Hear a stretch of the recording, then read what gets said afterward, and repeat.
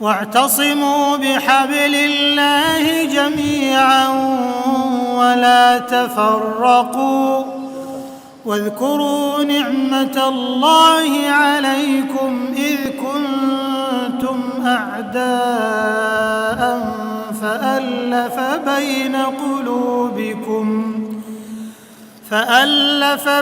قلوبكم فأصبحتم بنعمته إخوانا.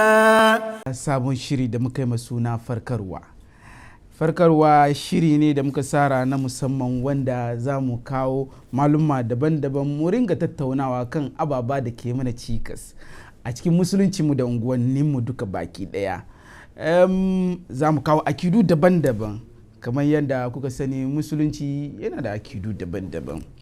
In ka zo Ghana akwai akidu na ahlus sunna wa jama'a, akwai 'yan ɗarika tijaniya, akwai 'yan shi'a, akwai 'yan ahmadiyya, akwai 'yan istikama, suna nan ɗewa.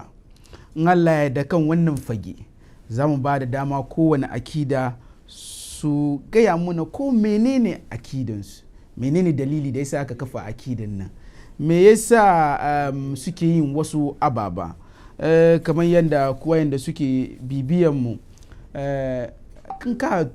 wayanda suke bibiyan mu kan shafin sada zumunta Facebook da wasu ababa kamar haka, za ku ga kaman in Allah ya yarda za ku ga kaman mun yi batun akidu daban-daban. Misali in ka je wurin yan ahlus sunna wa jama'a akwai wasu ababa da ke musu matukar muhimmanci, kaman zance na bid'a, zance na shirka, zance na maulidi, wasu ababa kaman haka.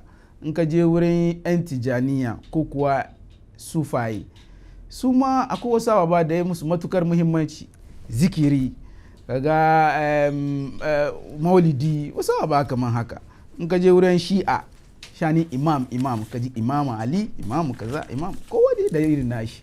In ka je wurin yan ahmadiyya, su ma shanin mahadi ya dame su, suna gani kamar mahadi ya zo ya wuce, wasu ababa kaman haka. Yau in Allah ya yarda za mu soma da akida na ahlus sunna wa jama'a. Muna da manyan malumma, amma Allah ya da kamin ku gano ko su wane ne wayannan malumma, za mu je hutu kaɗan na minti guda zuwa 2. Allah ya da idan mun dawo za ga ko su wane ne bakinmu da za su taimaka muna mu tattauna kan wanga maudu da ke da matukar muhimmanci. Jama'a ku bar mu je mu zo. واعتصموا بحبل الله جميعا ولا تفرقوا واذكروا نعمة الله عليكم إذ كنتم أعداء فألف بين قلوبكم فأصبحتم بنعمته To jama'a barkanmu da dawowa. Kamar yadda na yi bayani tun farko, yau na da manyan baki guda biyu. Na farko babban malami ne ya ilimin boko, wani ce ga nawa ga grama, ya ilimin boko yadda ya kamata, aka zalika ya yi karatu kuma yadda ya kamata. Matashi ne, abokina ne, malamina ne kuma dana ne. Abokina ne saboda 2019 ni da shi lokacin lockdown 2019 ni da shi aka lock mu 2020 kenan aka lock mu daga US, amma ya fi ni shan wuya. Mun sha wuya sosai ina ga kamar 2020 kenan da lokacin lockdown. Sa'an nan ɗana ne saboda ainihin mahaifin shi abokina ne. To in dai babanka abokina ne aka san kama ka zama ɗana kenan. Ina batun Sheikh Kishki Yandu, bawa Allah nan ya karantu sosai. Ina da nawa, ina da grama, ba yau ya soma aikin Allah ba, kuma bayan wanga duka ya sa ainihin dawa kira mutane zuwa ga Allah, ya zama da shi, ya mai da shi kamar aikin shi. Ina cikin matasa da aka gani suke matukar kokari, musamman in ka zo wurin akida na ahlus sunna wa jama'a, ina gaba sosai. Bai da ban mamaki saboda baban shi babban malami ne, sun ba da nasu gudunmuwa wurin ci gaba na musuluncin Ghana da kuma ainihin akidan ahlus sunna wa jama'a duka baki daya. Kullum na fari ka ji malami kamar Bashir Yando yana cikin maluma kadan daga Ghana da aka san su waje sosai wajen Ghana. Ina batun Kishki Yando. Sheikh, salamu alaikum. Ya gajiya. Shi da ka tona muna asiri ko. Ya gari. Ya iyali duka. That's good. Na biyu kuma ina da danwana shi ma babban malami ne. Ya san karatu sosai. Ba za ka kai batun matasa cikin Accra wayanda suke fadi ake ji.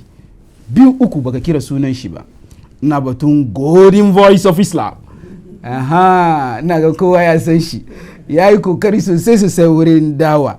In ka duba cikin Accra dai, bawan Allah ya yi kokari, ya sadako da ran shi, wazi da safe, wani bi ma kusan gaji da shi da wazi, yana wazi kowane lokaci. Akan shi zaga kuma da Golden Voice of Islam ya je nisa sosai.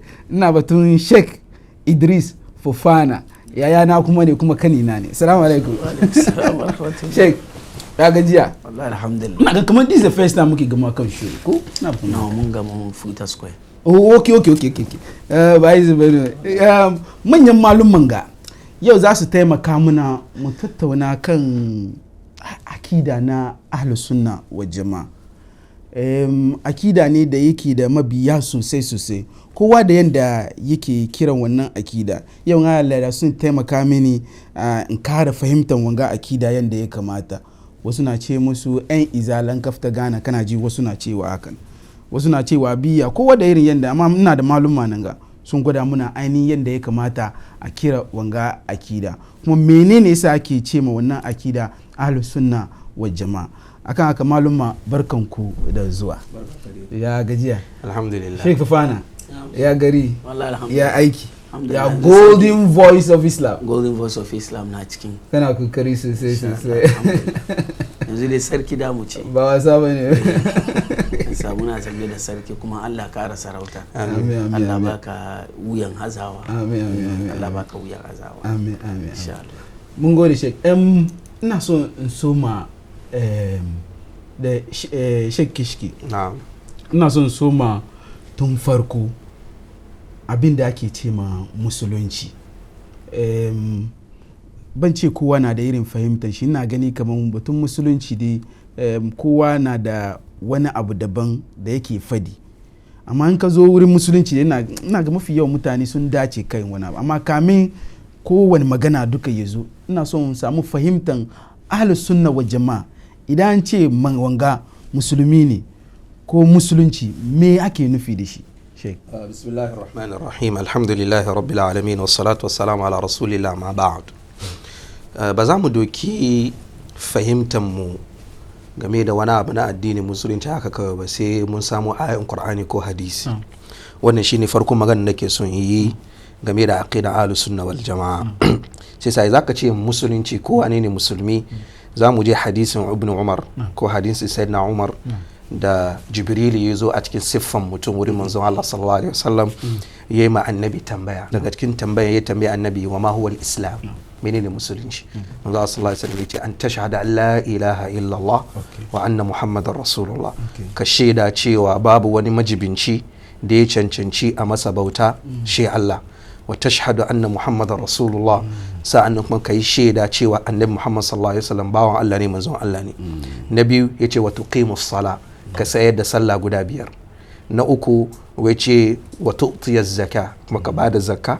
Na hudu yace wa tasum ramadan, sa'annan kai azumi wata ramadan. Na biyar yace wa tahujjul hajj, kai haji gidan Allah madaukakin sarki. Sai sa a hadisin Jibril zamu ga manzon sallallahu alaihi wasallam ya lissafa mana ababa guda 5 su ne musulunci. Amma kuma malamai sai suka dibi wani karatu daga ciki, suka ce al-islam huwa al-istislamu lillahi bit-tauhid. Yanzu aka ce al-islam shine ka mika wuya, ka saranda, ka zauna, ka dage ma Allah madaukakin sarki. Istislamu lillahi bit-tauhid, ai ka saranda, ka mika wuya ma Allah bit-tauhid, makadaitawa shi kadai. Wal inqiyadu lahu bit-ta'a, sanan shi kuma Allah nan shi kadai ake wa biyayya. Wal khulusu min ash-shirk, kuma ka kubuta ga barin shirka. ko ka kubuta gabarin hada Allah da wani a cikin ibada. Sai sai zan ka duba wanga sharhi da malamai suka yi na musulunci zaka ga cewa ina tafiya da wayanga maganganu na manzo sallallahu alaihi wasallam ya cikin hadisin Jibril. So wurin kamar yadda kai bayani abinda mafi yawan mutane suke ce ma hadisu Jibril kamar buniyar islam ala khamsin ba shi ba kamar na wadda kamar irin wannan hadisu Jibril daban da hadisu buniyar islam ala khams. Hadisu Jibril Jibrilu ne ya zo cikin siffan mutum wurin manzo sallallahu alaihi wasallam ya zo yake manzo sallallahu alaihi wasallam tambaya ya tambaye shi mal islam mal iman mal ihsan da makamantan wannan. To cikin wannan hadisi ne ya tambaye annabi wa mal islam wal islam menene musulunci, sai annabi ya lissafa masa wannan ababa guda biyar. Amma hadisi ne kake magana buniyal islam, hadisi ibnu umar ne manzo sallallahu alaihi wasallam ya ce an gina musulunci akan shika-shikai guda biyar, sai sa duka hadisi guda ɗaya amma kowanne da lokaci da kuma yanayin da yake tafiya, amma magana guda suke. Sai ina nufi kaman irin wayannan hadisai nan da suka ce an gini musulunci kan abu biyar nan, in ka duba da shi da hadisu Jibril nan basically su duka suna magana guda suke. Batun magana guda biyar ga shine musulunci, shiga musulunci. Ka kara muna bayani na malumma kan istislam billah, wannan bayanin malumma kenan kan fahimtar hadisan manzo sallallahu alaihi wasallam. Hadisan okay, sheik akwai wani abu za ka kara kan abin da nake karawa kan maganan da dan wane game da al-islam nan da aka tambaya annabi ma wal islam, shi annabi ya ba da ababen da izan mutum yayi shi musulmi ne. Kuma ta wani bangare kuma akwai abin da izan mutum yayi yake karya shi, na san question na yana cikin bai mun zo kai taka al-islam yani in general in aka ce musulunci shine ba kan annabi aka faro islam ba, an faro kan addinin annabi Ibrahim ne. Taka addini ne na annabi Ibrahim wanda yake samawiya ne, daga sama aka fito da shi, kuma wahdaniya addinin da ke kadaita Allah shi kadai a kadaita shi. Taka duk lokacin da samu mutum ya kadaita Allah da ibada da komai shi ake kiran musulunci. To shi ne malam ya faɗi a cikin abinda malumma suka fito da suka ce al-inqiyad tamma, mutum ya sallama ya mika wuya sansa zuwa ga Allah, ba hada shi da kowa.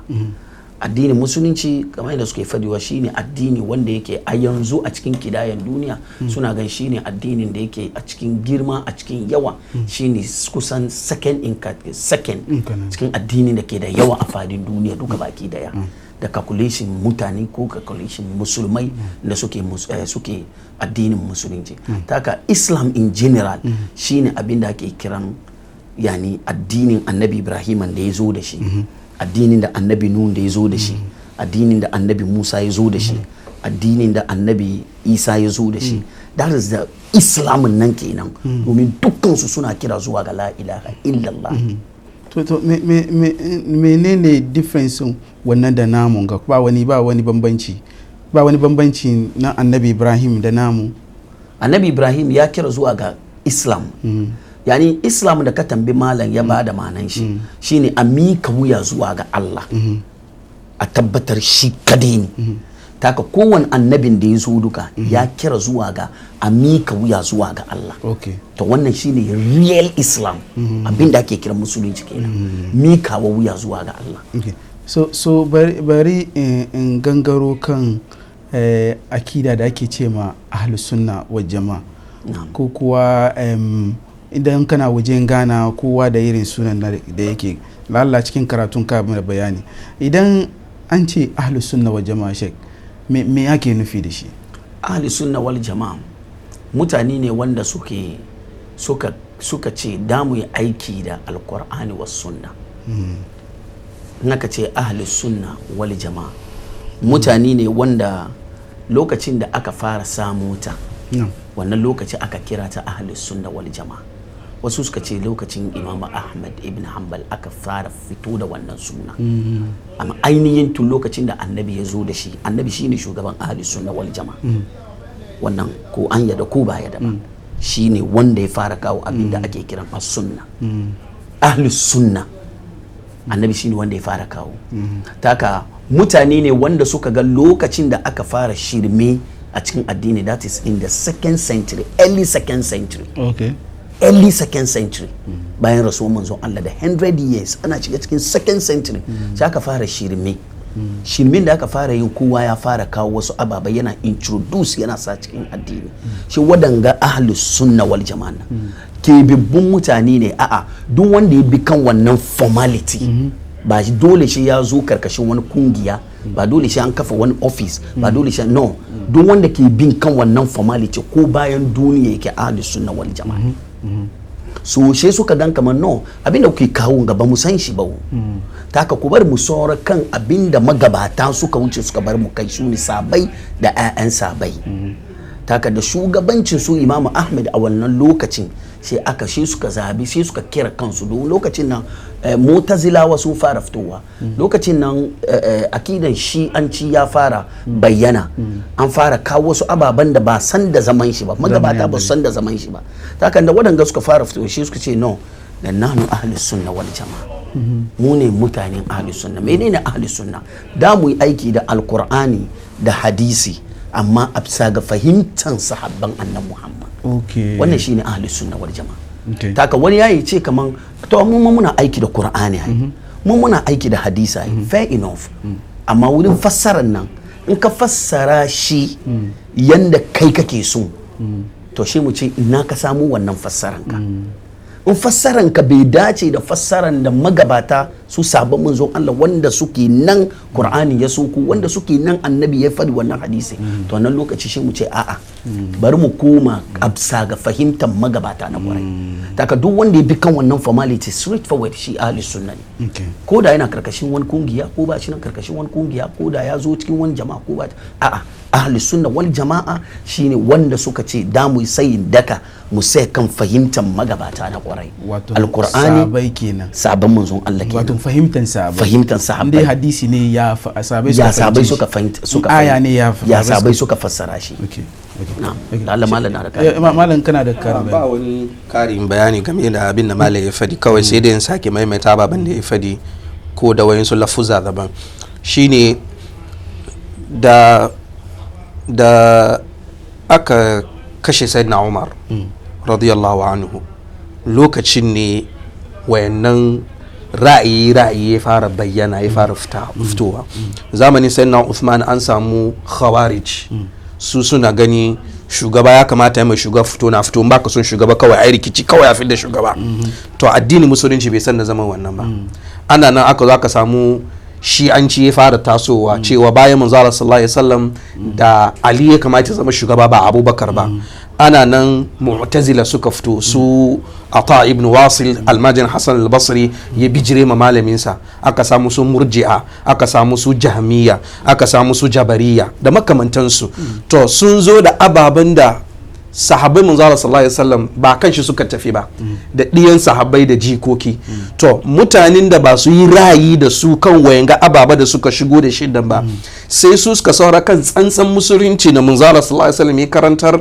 da sahabban manzo Allah sallallahu alaihi wasallam suka aiki akai to su ake kiran ahlus sunna wal jamaa sa'annan kamar yadda malami ya fadi Imam Ahmad bin Hanbal shi ake kiran shi Imam ahlus sunna wal jamaa wa in kana tafiyan manzala sallallahu alaihi wasallam shi fara tafiyan shi yasa idza ka ce ahlus sunna wal jamaa ba ana nufin wani abu sabo bane nama shine musulunci bi ma'ana duk wanda ya fito wannan zamanin nan da wani ra'ayi ko wani fikira ko wani tafiya ko wani fahimtan shi a bisa ga kuskure ne ko a bisa ga ganganci ne ko a bisa ga yadda ne me shin nan ya shigo da wani abin da sahabbai ba su san shi ba to wanda suka ce to mu za mu bi musulunci kan karantar sahabbai su ne ahlus sunna wal jamaa good kamin bar cikin maganan da malaye kaman da malaye ya kira maka mu'tazila da su mu'tazila da jahmiya da sauransu lokacin nan ya zo kai lokacin da mu'tazilawa sun yi ma Allah tajsim sun yi ma Allah tajsim aka ce tajsim kaman sun yi ma Allah body sun imagine kaman Allah na da gangan jiki kaman yadda muke da gangan jiki in aka ci Allah na kan kujeran shi shi suka yi imagination shi kaman yanda mutum ke kan kujeran shi to wannan kuma ahli sunna suka ce la inji imam ibn abdul bar ibn abdul bar ya ce sifatullah amruha kama ja'at sifofin Allah nan ku tafiyar da ita yanda sabai suka fahimtar nan mu sai kan wannan fahimtar nan to sai aka waɗanda suke sai kan wannan fahimtar nan sai aka ce to waɗanda su ne ahli sunna wal jama'a. Barka ci gaba jama'a, kuna ganin lamban WhatsApp, za ku aika mana WhatsApp kan 0559030 in kana Ghana, 0559030 in kana Ghana. In ba ka Ghana za ka kai +233-200-110000. Allah da lambobin kuke gani kan WhatsApp, kara yi kira a aiko messages kuma a rubuta. Ka yi bayani kan lokacin da kaman kusan dai da shiga karni na biyu kenan da ahli sunna ya soma kenan a karkashin ahli sunna ya soma tun lokacin da aka kashe sayyidina Umar, kamar yadda malam ya faɗi. kuma ainihin wanda ya faro ya zo da wannan akidan ahli sunna shine annan Muhammad, domin ahli sunna shi annabi kuma yace alaikum bi sunnati, mun fahimta. amma ya kai ga lokacin da jama'a da su ce to muni kaza shine lokacin da mutazilawa suka fara yi ma Allah jism, waɗanda kuma suka ce no, in Allah ce yana gani da ganin shi kaman kaza ne. sai waɗanda su sai ahli sunna sun ce no, ku bar mu sawar kan fahimtar da salaf suka fahimta. da annabi ce musu Allah na gani, Allah na da idanuwa, ba su yi kunkuntu sun tambaye annabi ya idanuwan shi ba. taka lokacin da zaka samu cikin wannan lokacin wani zo wurin Imam Ahmad, Imam Malik. Imam Malik kuma ya yi rayuwa cikin 1st century. taka wani zo wurin Imam Malik ya ce ya Imam, Allah ya ce cikin Qur'ani Ar-Rahmanu ala al-arshi istawa, wa shine Allah mai rahma wanda yayi istiwa. aka ce istiwa kamar wanda ya overcome bisa kan kujerar shi, ko dai ya daidaitu akan kujerar shi, cikin Hausan kenan ya daidaitu a bisa kan kujeransa. okay, kowa ji wanga magana fine. sai ce kaman ya yi daidaitu. ya tambayi Imam, sai Imam ya kalle shi, sai ce al-istiwa ma'lum. in aka ce mutum ya daidaitu kan abu sannan ne wal kaifiyya majhul. amma yaya Allah shi nashi yake ya daidaitu ba wanda ya sani, majhul ne. wal imanu bihi wajib, kai imani kan wannan ayan nan dole ne, wajibi ne. wasu'alu anhu bid'a, ka zo kana tambayan kana neman ka gane yaya abin yake, wannan bid'a ne. shi ce akhriju hada zindiq, ku fita da wannan zindiki ne, ku fita da shi cikin mazauni na. kagan kenan salafin ahli sunnan nan su suna so a saurar kan fahimtar magabata na kwarai. salafin nan da kan shi babban kalma ne gare ni, ina zo in tambaya kan me yake nufi da salafin nan sosai, amma ina so in koma da kai baya kadan, na san ka je gaba batun Imam Ahmad bin Hanbal. na'am. kai batun zamanin shi da kuma wani kokari kadan da yayi wurin hada kan jama'a kenan, ko kuwa form wani jama'a, ko me kake nufi da wannan? no, ba ya form jama'a bane. shi ne ke son ba ya form jama'a bane, inama ya saura kan karantarwa na annabi kan shi ya saura. an try a divert kamar no abin ga kaza ne, ya ce la ba haka nan Qur'ani fa ba haka nan sabai suka fahimta ba, shi saura kai sai dakan da ya saura kai shi yasa abin ya tafi har yau ko bai tashi ana bin kai.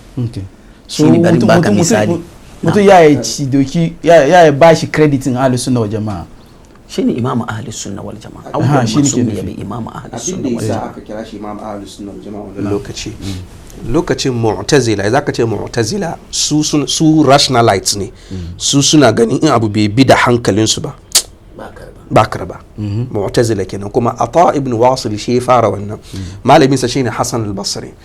an zo makaranta sai aka ma Hassan al-Basri tambaya, mutumin da ya yi kabira, za ka ce kabira babban laifi cikin manya-manyan laifuka, menene makoman shi? she Hassan al-Basri ya ce inda ya tuba duniya ne Allah ya anshi tubansa, Allah ya sa shi aljanna. amma in bai tuba ba aka je kiyama, Allah shi ya san da zai yi da shi. to shi almajirinsa Ata sai ya ce shi bai yadda da bayani da malamin sai yi ba, amma shi yana ganin murtakibul kabira, duk wanda ya yi babban laifi duka mukhalladun finnar, shi mutumin wuta ne, bai fita wuta abadan. to sai malamin shi ya kore shi, kaga da ya kore shi ya ce i'tazala anna wasil ai wasil shi ma ne ma ya fita makarantar malam shi je bude makarantar shi to sai aka sa musu wangayen i'tizal to su ne daga baya ya matimi su daga baya ne ina ji lokacin khalifofin abbasiya ko lokacin khalifofin abbasiya daular abbasiya su sai suka yi karfi a zaurin sarakai to lokacin su shaka zo da wani sabon bid'a da ake cewa Qur'ani an halicci Qur'ani ne Qur'ani halitta ne yanda ya halicci mutane to haka kuma ya halicci Qur'ani to sai kuma akidan sahabai shine Qur'ani ba halittan Allah bane siffa ne daga cikin siffofin Allah maganan Allah ne kuma maganan Allah kuma ba halitta bane to sai aka samu sarakai da suka goyi bayan maganan malamai mu'tazila cewa Qur'ani halittan Allah ne duk malamin da ba zai fatawa haka ba sai mai bulala yasa Ahmad bin Hanbal sai ya sai daka kamar fat Qur'ani maganan Allah ne ba halittan Allah bane har aka sa shi prison yayi prison da dama sannan daga baya ne wani sarki daga baya ya zo sai ya dawo da fahimtar ahlus sunna wal jama'a na farko to wurin aka sa mai imamu ahlus sunna wal jama'a saboda ya sa ya kare akidan Qur'ani banda wannan kuma sai aka sa mai suna kuma as-siddiq thani da second Abubakar Siddiq shine mai sayawa da yayi kamar Qur'ani magana Allah ne ba halitta bane sai aka ce kamar yadda Abubakar Siddiq ya saya addinin musulunci yasa lokacin da Nabi ya rasu wayan suka ce su ba su bada zakka wayan suka ce su sun bar musulunci Abubakar Siddiq ya saya haka kuma Ahmad bin Hanbal ya saya sai sa wurin ne aka sa mai suna Imam Ahlus Sunnah wal Jamaa ba wai kamar ya fara wani movement bane ya bude wani office ya jawo hankulan mutane ba shi bane innama wani circumstance ne da wani condition da situation ya zo wato kaman ban sani ba ko fahimta nan ga kaman ya sai kan sayin daka kan akidu da yake gani kaman fahimtar salaf ne ya sai kan shi bai sake ba so mutane na cikin salaf so mutane na crediting shi yes for that so the fact is so wani ya tambaya wane ne wanda ya soma ahlus sunna wal jamaa manzo Allah sallallahu alaihi wasallam okay to cikin maganan ga kuma inda ka duba batun musulunci da muka yi bayani manzon Allah ya mana bayani ka kawo mana hadisai da ke gwada kaman ga manzon Allah abin da ya ce game da musulunci kuma ku yi mana bayani cewa idan an ce ahlus sunna wal jamaa ana nufi ainihin musulunci kamar yanzu ma mun samu kamar wani ya ce ma waye so ma ahlus sunna ma wani na gani kaman ka ce question na kan bai yi ba manzon Allah shi ya so ma ko ba haka ne in dai haka nan ne me yasa ku yan akidan ahlus sunna wal jamaa ba ku isuwa da mu musulmai ne ba ku ce mu musulmai ne kawai me yasa kuke identify kanku da ko mutane ke fadi haka no kaga kamar da muka koro da na gane abin da ka nufi kuma kamar da malai ya koro mutane na bisa ga musulunci zamanin manzo Allah sallallahu alaihi wasallam zamanin Abubakar Siddiq zamanin Umar bin Khattab al'umma ɗaya ne babu wani sabani ko da kawai kyana akwai sabani na tabi'a da makamantan wannan amma ba irin sabani da muke ganin su a yau to zamanin sayyidina Uthman shaka samu wasu mutane suka ce su yan khawarij ne su suna tsine ma Uthman bin Affan radiyallahu anhu har suka zo Madina suka kama Madina hostage zamanin Uthman suka kama Madina hostage har suka yanka sayyidina Uthman kamar yadda ake yankan rago kuma suna cewa su musulmi ne har al-Ghafiqi ya saya wurin da annabi ke saya yake sallah kwana 9 har sayyidina Ali saboda fitinan ga sayyidina Ali ya kulle kanshi gida bai ma zuwa masallaci sallar jami saboda fitinan da ya amku al-Ghafiqi sai da ya soki Usman wurare daban-daban guda 9 kuma yace na soki Usman wurare daban-daban guda 6 saboda Allah irin su sayyidina Uthman ana kashe su saboda Allah to wani ya ce shi musulmi ne ana nan wai su suka taso kamar tsakanin sayyidina Ali da sayyidina Uthman sayyidina Ali ya fi sayyidina Uthman daraja saboda akwai dan sayyidina Ali da yake da wani aqida Muhammadul Hanafiya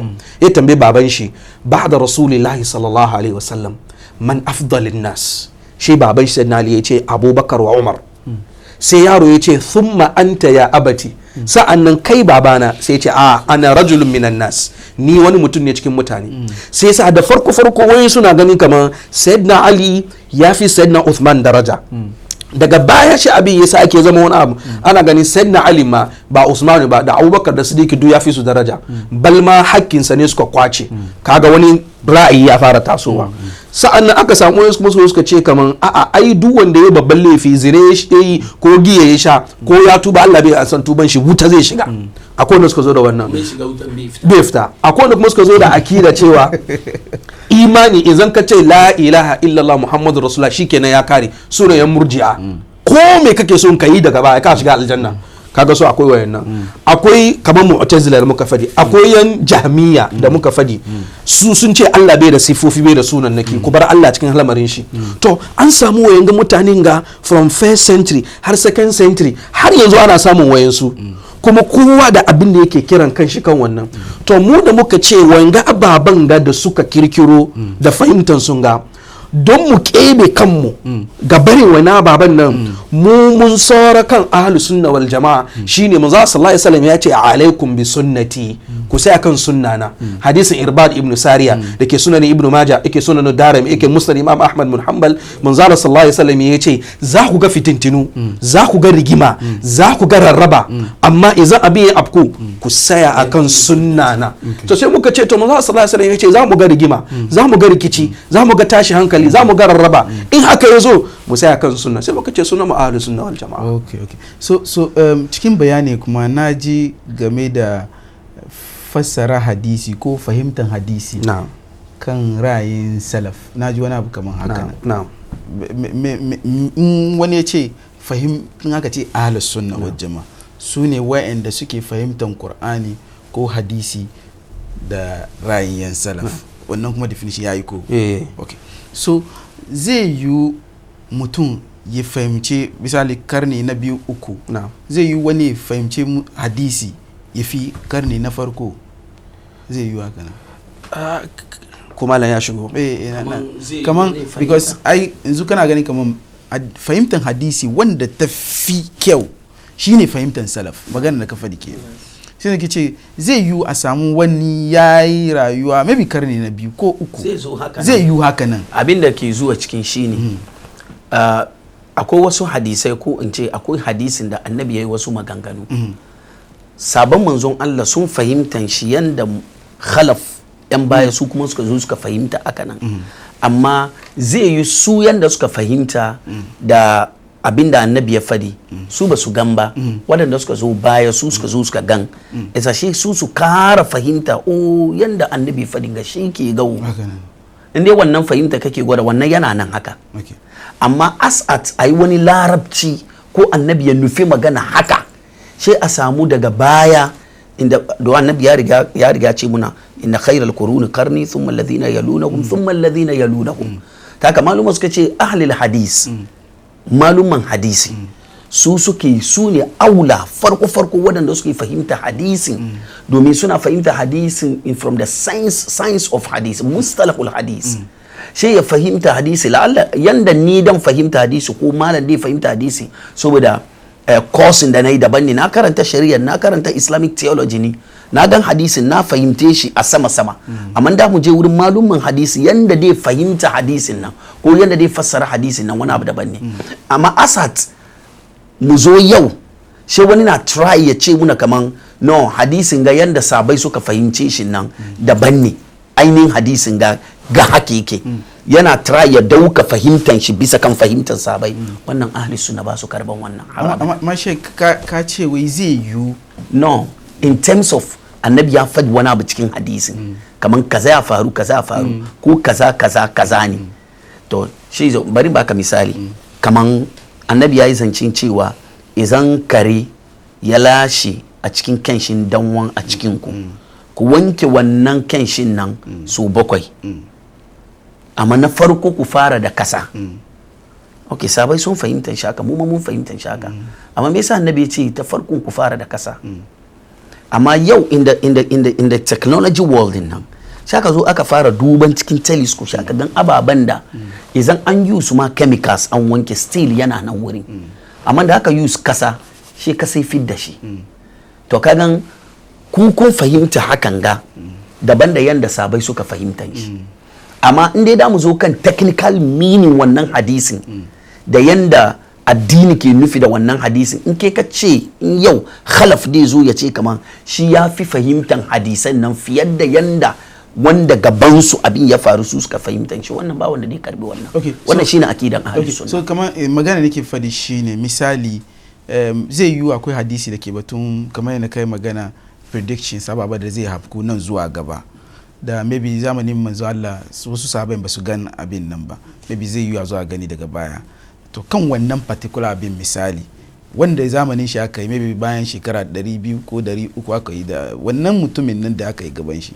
kana gani kamar mutumin jiyan nan ya fahimci abin ya fi mutumin yau nan ko mutumin jiya ya fahimci abin nan ya fi ina batun saboda abin da yasa ka funke kawo wanga magana saboda kun ce kamar ya kamata fahimtan hadisi ko magana kan na yan jiya ya fi yau that's what you magana no abin da muke faɗi shine a fahimci Qur'ani da hadisi a fassara Qur'ani da hadisi yanda magabata na kwarai suka fahimta amma asat magana da kake yin yanzu haka kan cewa annabi kaman hadisan predicting da annabi ya predict sun fahimta yes annabi ya faɗi kuma suna rike da imani annabi ya predict ya faru amma bai faru a zamanin su ba su ganshi ba mu muka zo muka ganshi taka mu mun kara fahimta ne ba mun fi su fahimta ba ina gani kamar shek na barka sai nan ga karatun yayi dadi sosai jama'a kamar yadda nayi bagara tun farko muna da manyan malumma tare da mu yau muna karatu fahimta akida na ahlus sunna wa jama'a kamin mu ci gaba mun zaga mu yi tallace mu huta na miti daya manya su sha ruwa idan mun da mu ci gaba da shiri kasance tare da mu واعتصموا بحبل الله جميعا ولا تفرقوا واذكروا نعمة الله عليكم إذ كنتم أعداء فألف بين قلوبكم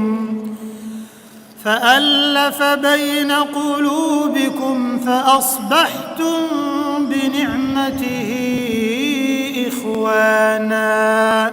To jama'a barkanmu da dawowa kan wanga shiri da muka yi suna farkarwa wanda za mu ringa tattaunawa kan ababa da ke mana cikas a cikin musuluncinmu da unguwanninmu duka baki daya. Malumma da kuma ainihin wayanda suke taimaka mana cikin fahimtar ainihin karatun fahimtar ahlus sunna wa jama'a yau ina da manya-manyan malumma. Sheikh Kishki Yandu wai kyawun da ya gaje ubansa ko wani abu kamar haka. Inda kai tijani da kai shehu ne kasan tijaniya dan shehu ne sai nan kuma ana tare da ainihin babban shehu na golden voice of Islam ina batun Sheikh Idris Fofana wayan ga manyan malumman ga yau suke taimaka mana mu fahimci ainihin ahlus sunna wal jama'a. Sheikh na bayani kan fahimtar ahlus sunna wal jama'a shine kai fassaran Qur'ani irin na salaf ko ka fassaran hadisi irin na salaf tambaya da nake yin shine bai yiwa wani ya hazo bayan salaf ya fahimci hadisi ko aya ya fi salaf bai yiwa haka nan dan kun gana da wani style su ko gani ba batun addini ne da ce batun technology ne wannan everybody can accept that kama wanda ya rayu 50 years ago ya zo yau ya rikice bai san me ke tafiya amma batun addini daban ne menene misali Abdullahi ibn Zubair ibn al-Awwam baban shi ne Zubair ibn al-Awwam sahabi manzo sallallahu alaihi wasallam daga cikin asharun bashirin bil janna umman shi ne Asma binti Abi Bakr yayan nana Aisha da yazo yake fassara ayan ga dake cikin suratul baqara inna safa wal marwata min sha'airillah faman hajja albayta wa i'tamara fala junaha alayhi an yatawafa bihima aya abinda Allah ke nufi idan ka doke shi haka kawai lalle safa da marwa suna daga cikin ayoyin Allah duk wanda ya aikin hajji ba laifi kan shi idan yayi safa da marwa mana ayan kenan in ka bi larabcin to shi da yazo fassara ayan sai ya ce safa da marwa ba dole bane a cikin aikin hajji tunda dai Allah ya ce fala junaha alayhi an yatawafa bihima babu laifi akan shi me yasa in me shi safa shi na Aisha ta ce ba fasaran ayan nan kenan ba me yasa ta ce a jahiliya akwai gumaka akan safa da marwa kan safa akwai na'ila kan marwa akwai isaf to a jahiliya idan suna tawafi tsakanin safa da marwa suna shafa wannan gumaka suna tabarruke da shi isa lokacin da suka zama musulmai suka zo suna tawafi safa da marwa sai suna jin cikin zuciyarsu kamar aikin da suka yi jahiliyan nan shi no suka zo suke yi insha Allah ya sako da aya fala junaha alayhi an yatawafa bihima ba laifi idan kuka yi haka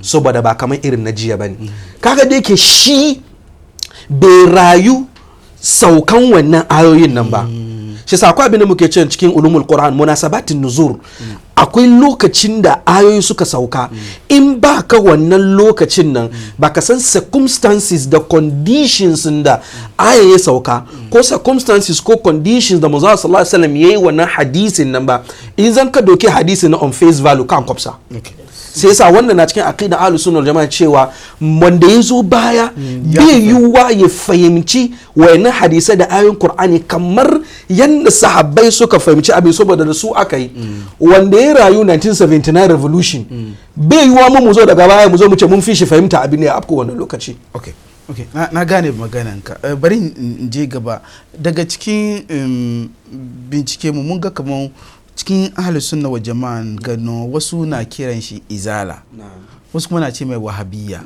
wasu kuma wai salafiyya wayan ga suna kin ga gaskiya ne in gaskiya ne menene abin da yasa kaga na farko kaman wahabiyya zan fara wannan ahlus sunna jama'a ba mu taba kira kan wahabiyya ba wannan opponent ke kiran wahabiyya kuma yan against kuma in za su yi gaskiya ba wahabiyya ya kamata su kira ya kamata su kira mu muhammadiyya ya kamata su kira mu don wahabiyar suke cewa na nisba zuwa ga Sheikh Muhammad ibn Abdul Wahhab baban shi ne Abdul Wahhab shi zan suka ce Muhammadiyya an ce to tunna ma musulunci na wakil Muhammadiyya sai suka ce Wahabiyya to Wahabiyya ma yafi Muhammadiyya saboda Wahhab suna Allah ne shi yasa Wahabiyya na mun karbi haka nan ba muka kira su kanmu ba amma mun karbi haka nan Wahabiyya amma kuma su gane akwai Wahabiyya firqa kuma akwai wahabiyya firka nisbatan ila Rustum ibn Abdul Wahhab shi dan shi'a ne wannan wahabiyya na akwai wani side daban amma wahabiyya da ake ce wabiya nan gane da ake ce wannan suna cewa Muhammad ibn Abdul Wahhab su muna gaskiya su muna adalci su kira Muhammadiyya wannan yafi to shi Muhammad ibn Abdul Wahhab nan na faddal sheikh shi Muhammad ibn Abdul Wahhab nan wane ne shi Muhammad ibn Abdul Wahhab bai kawo kuma bai kawo sabo ba mujaddidi ne kamar da ake kiran shi mujaddid in aka ce mujaddid kamar mutane an so a yani reformer an yi rafkanuwa an koma kamar da koma cikin gidan jiya saboda mujaddid ga babban magana ne yes mujaddid ya zo ya yi reform ya komo da mutane aka komo kan akidan da annabi sallallahu alaihi wasallam ya bar mu akai so kuna wannan shi na farko kuna da belief kuma akwai mujaddid ya ko kasan mujaddid babban magana ne shi wani ne mujaddid wasu na ganin bayan kowane shekara dari Allah na kawo wani mujaddadi wannan kuke nufi a wasu na gani bane manzo sallallahu alaihi wasallam ya ce magana manzo hadisi ne ingantacce kana jin yasa shi Muhammad ibn Abdul Wahhab ya zo ne ya fight kan wannan abu aka komo da abin taka wannan bangare kenan bangaren wahabiyyan da kamar banda West Africa nan banda West Africa ba inda da ka fita ka ji wani ya ce wahabiyya yana nufi da ahli sunna ko izala har abadan aka zo Saudiya Qatar Kuwait har ko America in aka ce wahabiyism nan wannan akidan nan ake nufi nan West Africa aka doke aka dibiya ma wadan kuma wannan na West Africa nan suna gwada Muhammad bin Abdul Wahhab shi kuma kace shi mujaddidi shi ne mujaddidi shi kuma da ya kamace mutumin Saudiya asalin maganan da ya kamace su kira mu shi ma laifadin nan Muhammadiyya don sunan shi kenan Muhammad bin Abdul Wahhab mun fi so ma wahabiyyan nan shi ma laifadin nan don wahab sunan Allah kenan taka idza kana al-wahhab izalafa na'am izala kami ma lai shigo cikin yani suna ne ma wanda ya start wannan ahli sunnan nan no kuma akidan ahli sunnan nan no ne suna ne ya bambanta yanda su suka kira shi izalatul bid'a wa iqamatus sunna full name kenan izalatul bid'a ma'ana a gusar da bid'a a sayar da sunna haka kamar yadda muka samu labari shi malam Ismail wani ba haka tun lokacin Abubakar Gumi na Najeriya aka ce soja ne amma shi ya samu cewa a abin da ake yin nan ba shi na annabi yayi ba shi fara komo da mutane cikin yana wazi tsakanin sojoji yana wazi kan akidan alkur'ani wa sunna ala manhaji salafus salih ala fahmi manhaji salafus salih shi maganganu ya fara zuwa ana gan kaman ka samu daman kake wadanga maganganu inda ba ka cikin rigan soja ai ba za ka kai wanka magana ba ana ba mu labari kan wannan shi ya resign shi sa faran riga mana shi ya resign shi zama civilian sanda ya zama civilian ana ba mu labari shi ya je gidan sarkin musulmi a wannan lokaci kaman gabin da yasa gaba yake so yayi kaza kaza kaza da shi ya ba da sunan izalatul bid'a to shi sarkin musulmi ce kai abinda ka kawo ga fine gaskiya ne abu mai kyau ne amma ka ji jiki shi ka yankuri lalle ko annabi man da yazo da shi ya ji jiki don ana bid'a ne serious shirka ne serious amma ka kamin manzo Allah yazo ta ka manzo Allah ji jiki duk wanda dai sai kan akidan ahli sunna shi ya ji jiki ya gan zagi ya gan tuhuma ya gan menene ya ga mai kaiya yace na iya na yi ready ana ba mu labarin da ya tashi dai fita shi sarki kira shi na komo amma to inda ka gusar da bid'a shi baka kawo replacement ka aji wurin ba ba gan bai yi ba shi ce saka a bakin Albani Zaria nake jin wannan Allah ji kan shi yace shi yace da ka yi shi izalatul bid'a wa iqamatus sunna a gusar da bid'a a sayar da sunna taka the same akidan nan noni the same fahimtar nan noni suna nake ya bambanta na me yasa in ka ji izala wurin around ta Nigeria kenan kamar yadda malai fadi da tafiya wanda suke kan aqidan ahlus sunna a birane ko garruka daban-daban sai suka nemi su hada kai sai misali zan kaje Niger akwai kungiya ahlus sunna kamar uku Niger akwai jam'iyyatul kitab was sunna ahlus sunna jama'a sannan akwai na group jam'iyyatu ihya'us sunna Niger su duka ahlus sunna amma ya zama kamar movement to wurin ne so tare ba mu jin dadi kamar kowa na bude office shi ko ya kungiya ba mu yadda da wannan ba sai misali kamar Ghana kai zan ka duba Ghana jam'iyyar ahlus sunna guda ɗaya ne ka gane leadership okay so kamin ka ci gaba kamar yadda malai ce ba mu yadda da wannan ba mu yadda da wannan kan cewa annabi bai sa mana sunanaki ba annabi ya ce alaikum bi sunnati ta kan ka zo ka ce min kamar ni shiya ni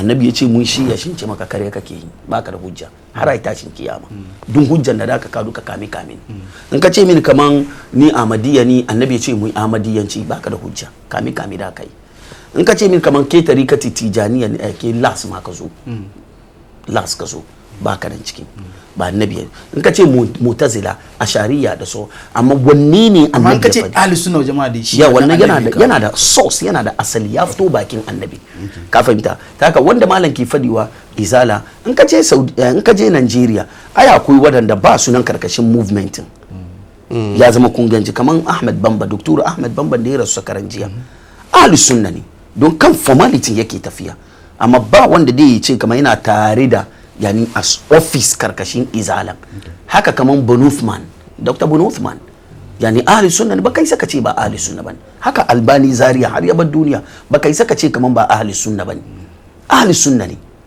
amma ya ba shi kan suna salafiyya mu ne salafiyya da same ahli sunna ne ma'ana salafiyya salafus salih ahli sunna salafus salih ne bisa kuma wani wuri ana ce muku salafiyya salafus salih ana salafi naji salafiyya ana nino kenan in ka ji wabiya nino kenan kai no ne salafiyya shi no ne kenan kai no ne wabiya na'am kai no ne izala na'am kai no ne ahlus sunna wal jama'a na'am duka kuma annabi ya baka sunan nan nawa ne ba annabi ya bani ba kaka ba ka ji magana da ina zo shek ka ji magana da muka yi daga farko ka ce ka kira min a ahlus sunna wal jama'a wannan shine annabi ya fadi yace alaikum bi sunnati taka duk wanda ya saura kan sunnan manzon Allah shi kira shi ahlus sunna so kaman ban gane ba kace manzon Allah ya ce alaikum bi sunnati kan shi kake gani kaman shine hujjan ku na ahlus sunna wal jama'a yes to bi ce ahlus sunna wal jama'a ba no ya ce mu saura kan sunna ai an ce ahlus sunna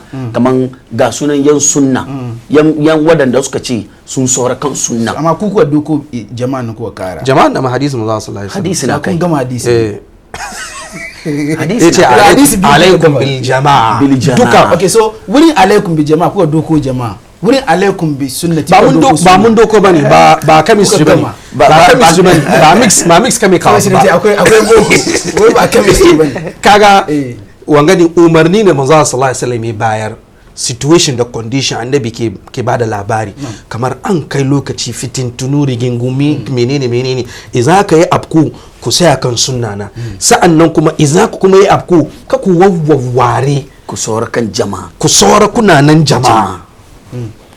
Ka fahimce sa ba wai kaman an duba bane shakat fikna aka duba ba haka bane, ba haka kai ba. Ahlus sunna wa jama'a, wanga kalma ahlus sunna wa jama'a ba shi cikin hadisi guda, ina cikin hadisi biyu.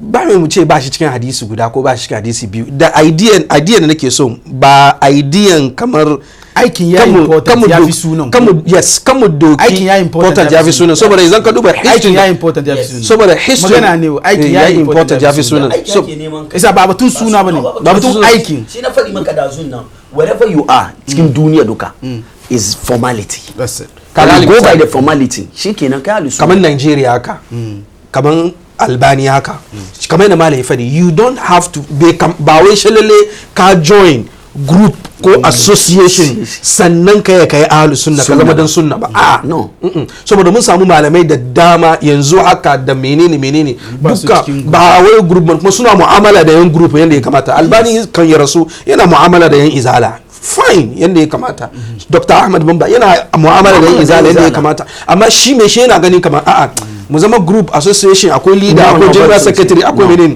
I'm not interested in that. Okay, so yanzu mun gane ifirin fahimtar da kuka bamu na ahlus sunna wa jama'a. Akwai wani abu da ke da matukar muhimmanci cikin akidan ahlus sunna wa jama'a, kuma bayan maganan da muka fadi ba, kaman akwai wani principles, tauhidi shi ke da matukar muhimmanci.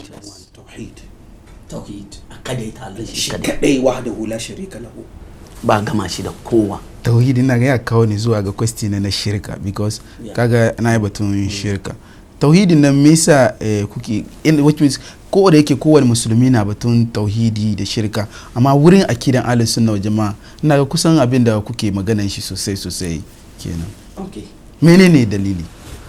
domin kanshi Allah ya fara. Ainihin abin da yasa Allah ya sauko da annabawa kenan. Ainihin abin da yasa Allah a kadaita shi kadai da bauta. Taka lokacin da aka fara wasu ababai da dama shi ne ana gan kamar ahli sunna na gan bar mu pick point, in dai mutum ya san akida ya kadaita Allah kadai ba zai caca ba. Dun abin da kake gani nan duka minus zero ne. Akidan kadai shine one, tauhidin nan kadaita wa Allah nan shine one, sauran nan duka zero ne. In one nan ya fita wurin don abin da ka sa na zero nan duka 0,000,000 plus 0,000,500 is equal to me zero. Ka ji magana na 0 plus 0 is equal to 0. 1,000 plus 1,000 is equal to 0. To shi ne sauran duk ababen da muke yin doka cikin addini in dai har ba tauhidi. Isa tauhidin shine mutum, shine one, shine one. Ba ka gani kamar wasu na cewa da aka soma zuwa kasan larabawa daga Ghana a West Africa, in aka je kasan larabawa kosun na ke ba ku kenan kosun tauhid shi yasa kuka zo kuna muna batun tauhid. Ba inda an ba ku kosun science doctor da Allah ba batun tauhid da ku. No, har wa yau akwai waɗanda suka je suka yi saboda da nan ka duba tauhidi, in ka duba kowa da ya je shari'a yake yi da nan. Maybe kana sure bai influence ba. No, ba influence cikin. Ina gwada kana ga bai detect pace, bai gwada muku abinda za ku yi ba. Bari baka example waɗanda ba su je Saudiya ba, amma kan tauhidin suke sai kai. A Fajurai bai je yayi karatu Saudiya ba. Okay. Amma akidan ahlus sunna shine gaba. Shi ya fara wannan dawa kamin masu ajumar su zo da su wane ne. Ko baka nan ba. Abubakar Mahmudu Gumi tauhidin ya kira. Don Hodiyo tauhidin ya kira. Amma bai karatu Saudiya ba. So ba wani influence wuri. So good. Ko da Sheikh da ka kara wani abu. Niger ne karatu. Kaga kamar yadda Sheikh ya fadi. Tauhid ayan ga da mu duka muka haddace a cikin suratul zariyat wa ma khalaqtul jinna wal insa illa liya'budun ma uridu minhum min rizqin wa ma uridu an yut'imun inna allaha huwa ar-razzaqu dhul quwwati al-matin. kaga Allah ya summarize mana me yasa ya halici duniya gaba ke da. Imam Ibn Abbas ya ce ai illa liya'budun ai illa liyuwahhidun, su zo su kadaita ni Allah ne kadai. sai sa aqida ahlus sunna wal jamaa on the premise akidan musulunci ma akidan musulunci shine a bautata wa Allah shi kadai. shi yasa Allah ya turo manzannai ولقد بعثنا في كل أمة رسولا أن اعبدوا الله واجتنبوا الطاغوت. Allah ya aiko manzannai su zo su karantar da mutane cewa ku bautata wa Allah shi kadai. shi yasa annabawa suka zo aka musu duka, aka kashe wayansu, aka kore mutane daga gidajensu. shi ne manzo Allah sallallahu alaihi wasallam yayi wazinsa shekara 13 a Makka, aka buga, aka kore, aka yanka wayansu sahabbai. shine tauhidi. sai yasa mu da muka saura kan karantar manzo sallallahu alaihi wasallam tsansa muka ce kowa ya bar wani surkulle, wani menene, wani tarkace, wani hawa sama da fadi, wani kasa menene, kowa ya zo a bautata wa Allah shi kadai. in za a nemi taimako a nemi taimako wurin Allah shi kadai, in za a nemi agaji a nemi agaji wurin Allah shi kadai, in kowane bukata ake nema a bukace shi wurin Allah shi kadai. tunda dai shi ya halce mu, shi ke rayarwa, shi ke kashewa, shi ke komai da komai wahdahu la sharika lahu.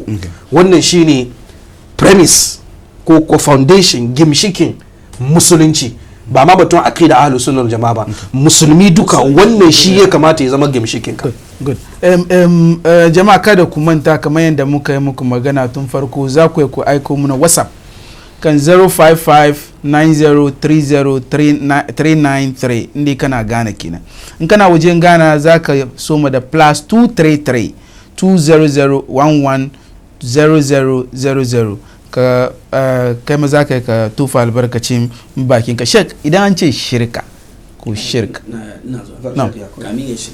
kamin je shirka batun zancen wahadaniya a kadaita Allah shi kadai da bautar inda muka samu matsala kenan kamar West Africa ko ce Africa ko ce duniya duka. na zo wurin matsalolin nan okay. saboda right of rebuttal kaga a kaidan maganan irin aiki mun ga inda da kai maganan wani da bai da wannan understanding ya kamata yana nan ga saboda ya samu dama shi ma ya tufa albarka. sai dai bari saura kan wannan don ka ce me yasa tauhidi tauhidi ya zama muna important mu yan ahli sunna. to tauhidi ba ahli sunna kadai ba, musulunci ma laifin ya kamace ya zama important ma kowane musulmi despite kan kowane akida kake. tauhidin nan ya zama maka very important domin in tauhidi ya kushe a cikin zukatan mutane to duk ababen da ya saura duka ban saba ko da zo abin da nake baka explanation shi 1000 plus 1000 is equal to me 0 amma 1000 plus 1 is equal to me 1 to wannan tauhidin nan shine 1 shi kadai dai sa komin da da kai duka ka kare da in dai ba tauhidi sallan ka ba karba, in ba tauhidi zakkan ka ba karba, kuma dukan sun ga ginshikin musulunci ne. amma dai baka da kadaitawa da Allah shi kadai, dukkan sauran sallah da zakka da hajji dukka baki da sadakokin ka komai zikirin ka dukka bai da relevant a wurin Allah, bai da muhimmanci. ta ka gan kaman ba ahli sunna ba, musulmi ya kamace ya akidantu inda kanshi annabawa suka zo suka aka sha duka. annabi nu 1000 years yana kira ba 50 years 950 years yana kira kan a zo a kadaita Allah shi kadai. annabi Musa, annabi Ibrahima, annabi Isa, annabi Muhammad sallallahu alaihi wasallam sai a ce wadannan da su yi wanga kokarin ga sun kare sun wuce sai a waye gari mun da mu zo ba sai mu doke wannan abin nan kaman auduga. Allah kiyaye.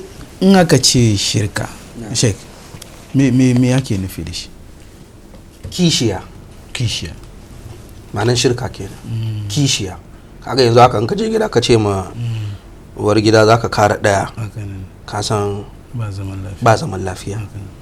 to Allah ya ce shi bai son a hada shi da wani a cikin ibada, shi kaɗai yake so. me yasa? shi ya halice mu, shi ke ciyar da mu, shi ke tufatar da mu, shi ke azuta mu, shi ke rayarwa, shi ke komai da komai. sai aka waye gari muka ce kamar a'a ya kamata mu kawo wani kuma ya zo enjoy abinda Allah shi kaɗai yake enjoy to wannan shine Allah bai so hada Allah da wani a cikin bauta hada Allah da wani a cikin kulawa hada Allah da wani a cikin lissafi hada Allah da wani a cikin tafiya wannan shi ake kiran shirka a takaice bi ma'ana ko me za ka yi da ya zama hakkin Allah kaka hada Allah da wani ciki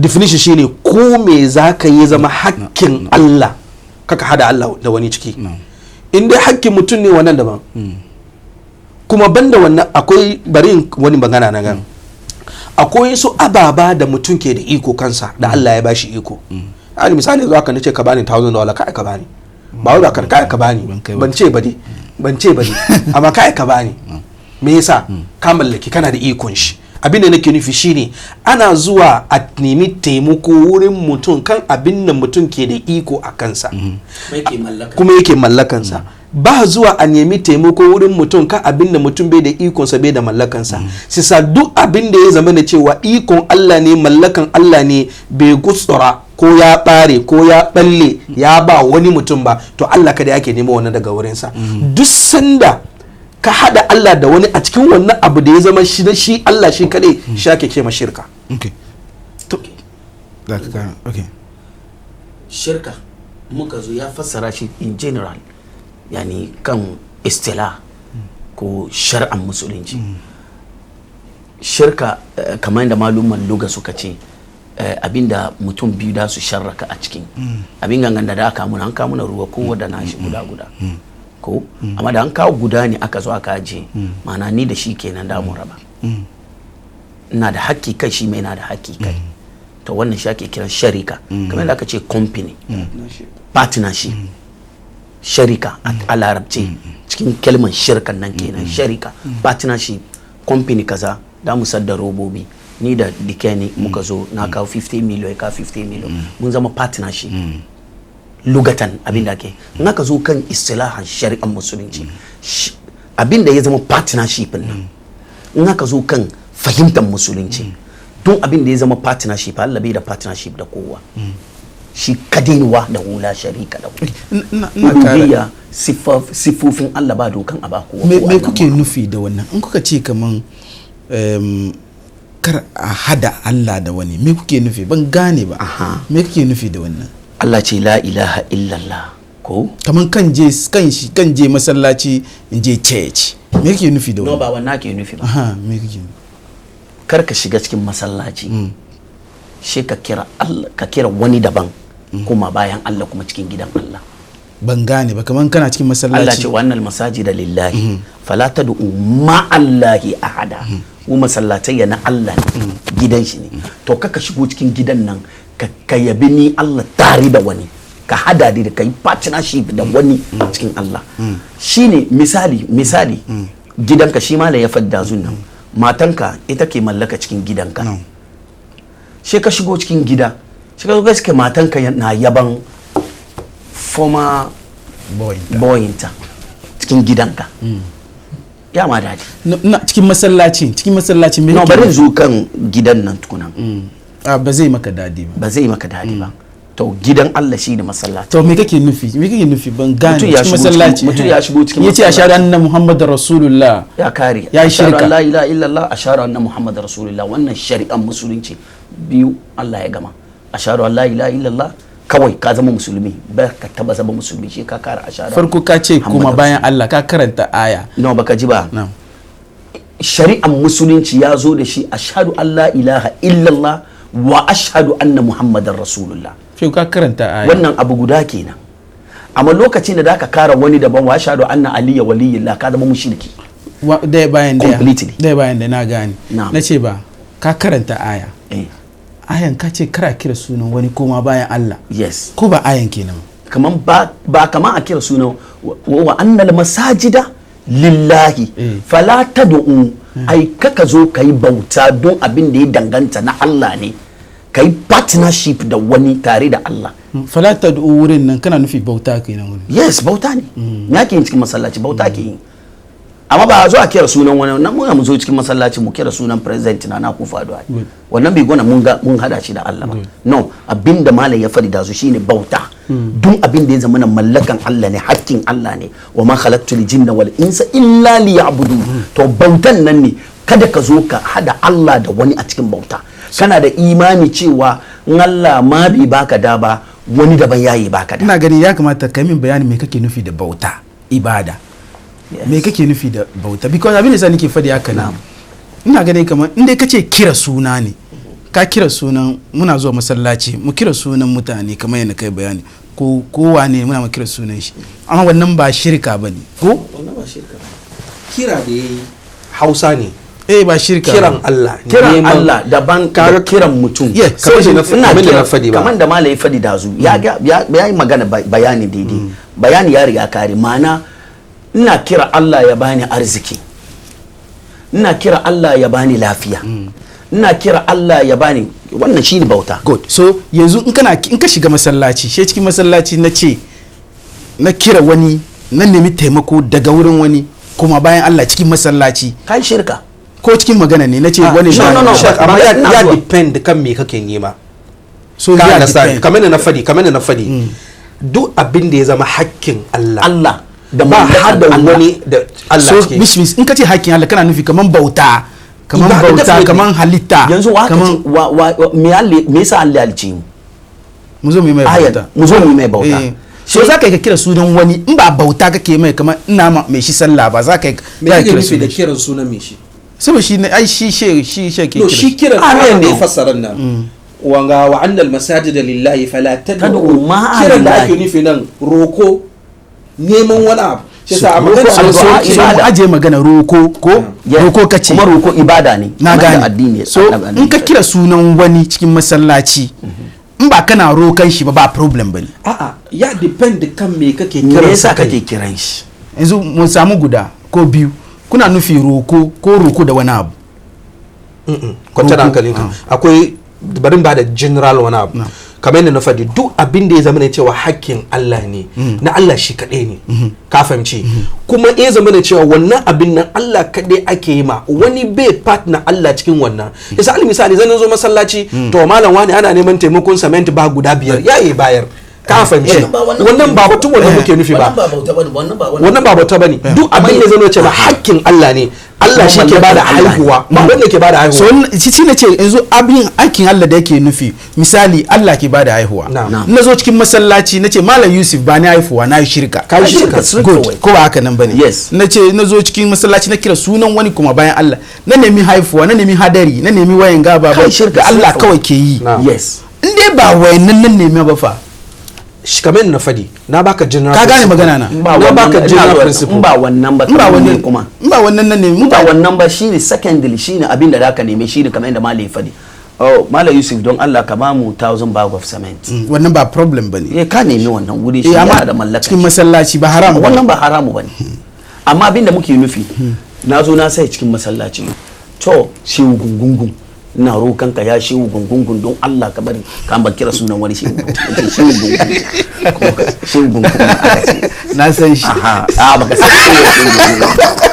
shehu gungungun da ni istila da ni na kawo da kaga akwai types of shirka shehu kai magana ka ce ka gwada irin ababa da ake nufi akwai types of shirka messages da akwai types of shirka yes muka duba types of shirka ya mana bayani ya bayyana muna da komai yadda ya kamata kamin mu je kan types of shirka na samu messages ka dandanga wanga Rauf ne daga ko mele please ask them why they like to abuse other sects in public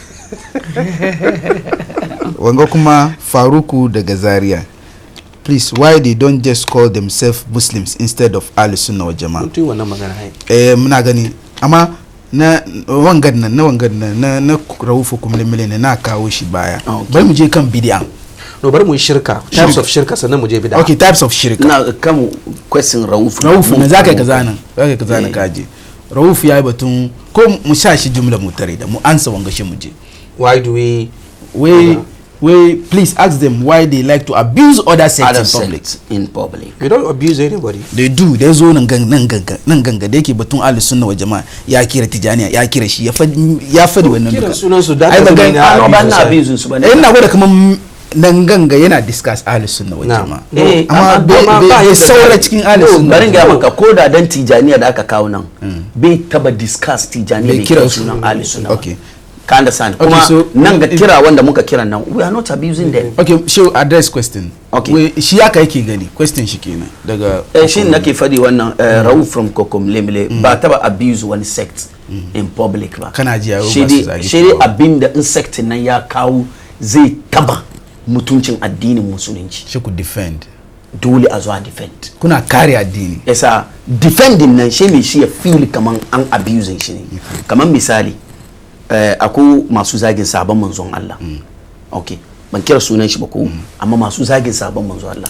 Shi ni na ga kamar no me yasa da ka zagi role models na musulunci waɗanda suka yi sayin daka har musulunci ya kai gare to shi na zo na ina defending shi kana feel kamar defending nan ke defending nan kai na zage ka ban zage ka ba ban abusing ka ba. So Rauf defense okay. But sometimes kuma let's be very realistic. Sometimes words nan kalmomin nan suna da zafi.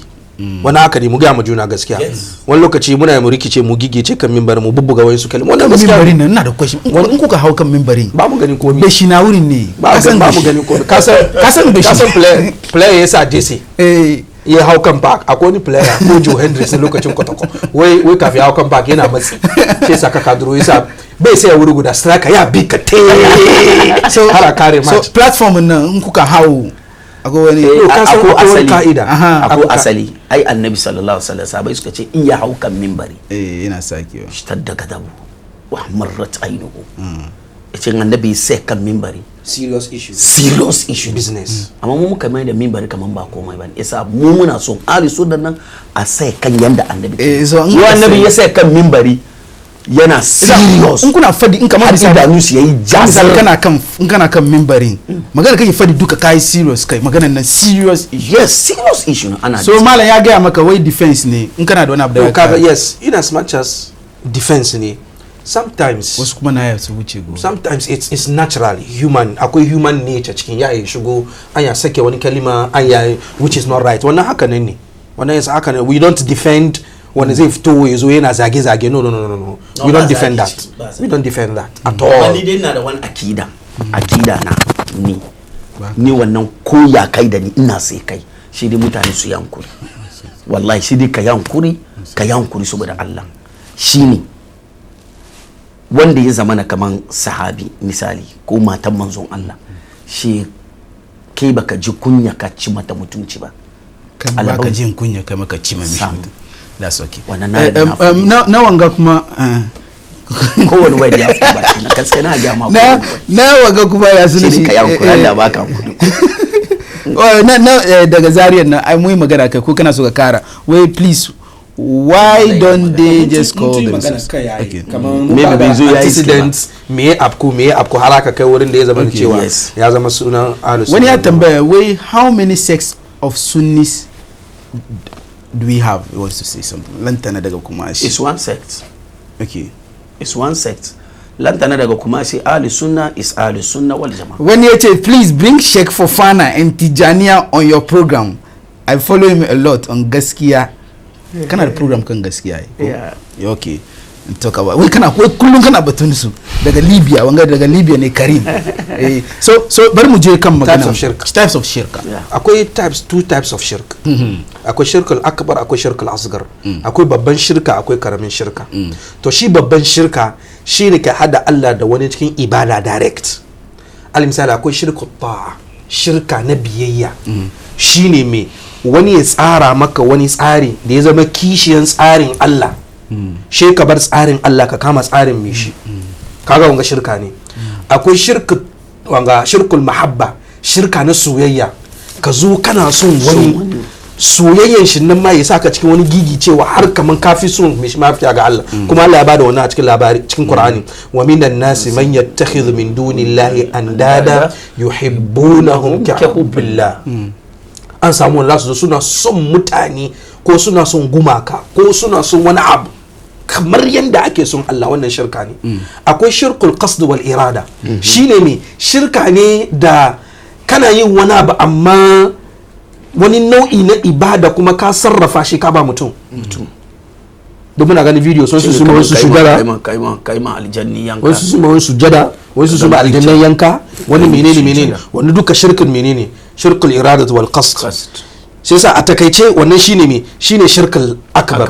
Shirkul asghar shine sannan shirkul da'wa kamar yadda malai ya fadi wa annal masajida lillahi fala tad'u ma Allah ahada. Mun ga videos da yawa mutane na sai kusa da kaburrukan malamai suna cewa shehu nazo ka taimake mu ka agaza muna gariya muna karfi. Wannan shirku da'wa ne, yana fidda mutum cikin musulunci saboda ka zo kana neman wani abu wurin wanda shi wurin da yake nan yana neman taimako ne.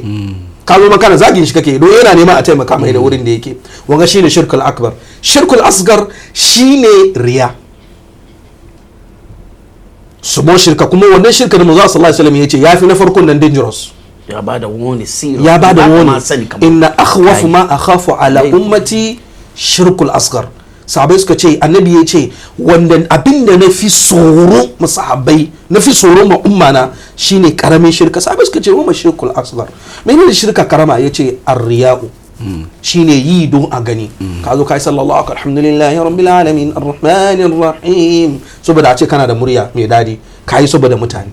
sai sa takaice jumlatan shirka ke yana da types da yake da shi. na san shekhi ya kara wani bayani akan wannan kafin. Okay, bari in je kan ibada because kai batun bid'a ko ibada. Na so batun ibada ne kan bari batun bid'a saboda ka sani ai kaman ku shanin bid'a kun kaman yayi yawa tauhid 1 bid'a because bid'a dai because cin magana kana gaji wanga bid'a ne to ga kuma bid'a ne wanga kuma bid'a ne sai su bid'a kun kaman yana da yawa me bid'a kamin kuma kan bid'a shirka na very very important. Kaman opposite kaman the same thing. Shirka na very very important. Shek fa kaman the same thing. In kai batun bid'a ai ka san kai shirka no. Iza bar mu batun bid'a nan. Ai bid'a ai ka san ko dai bid'a in general. Bid'a a larabci ko wani fassara bid'a. In ka kirawo malamin sect kaza inda fassara bid'a ya fassara shi. Ku ya kuke fassara shi. In ka kira amma mu muna so mu fassara bid'an nan. Bid'an abinda annabi yake nufi cikin bid'a shine ba ruwanmu da bid'an da mutane suke fassara nan no bid'an cikin addini shine ake nufi. ba ku batun ba play ba no wannan ba bid'a ba, wannan jahilci ne. wanda kaga yazo yana ce wannan ba bid'a wallahi wannan ba fahimtan ku kenan. jahilci ba fahimtan abuse. no kana ji shek ba ji na ji shek kana abin da nake son kai fahimtar sabai na gane amma ina son ka gane ba damuwa wani kuma na da fahimta wani fahimta daban ka gane ko amma ina gani kaman in ka ce samu hakuri in ka ce jahilci ne ko kai jahilci na zagi bu no akwai jahilci na yabo da jahilci na wani abu amma ya hankuri ina so kana ji shek ina zuwa kana ji na fahimta magana amma da ina son ka gane kaman a withdraw da wani because no ba withdraw wannan ka fi son ka sai bayan jahilci ba kaman na fadi jahilci kan zagi bu jahilci na yabo no ba jahilci na yabo ba duk abin da kaman misali yanzu ga kamar mamu yana sai ko yanda da ya fita nan a shiga nan a fita nan shi yake sai ni jahili ne akan wannan abu ba wannan kake fadi ba wannan nake nufi kace shi wannan fahimtar nan kan da sani jahilci ne kaman jahilci ya jahilci kaga su fahimtar bai dace da naka ba kai ce jahilci bane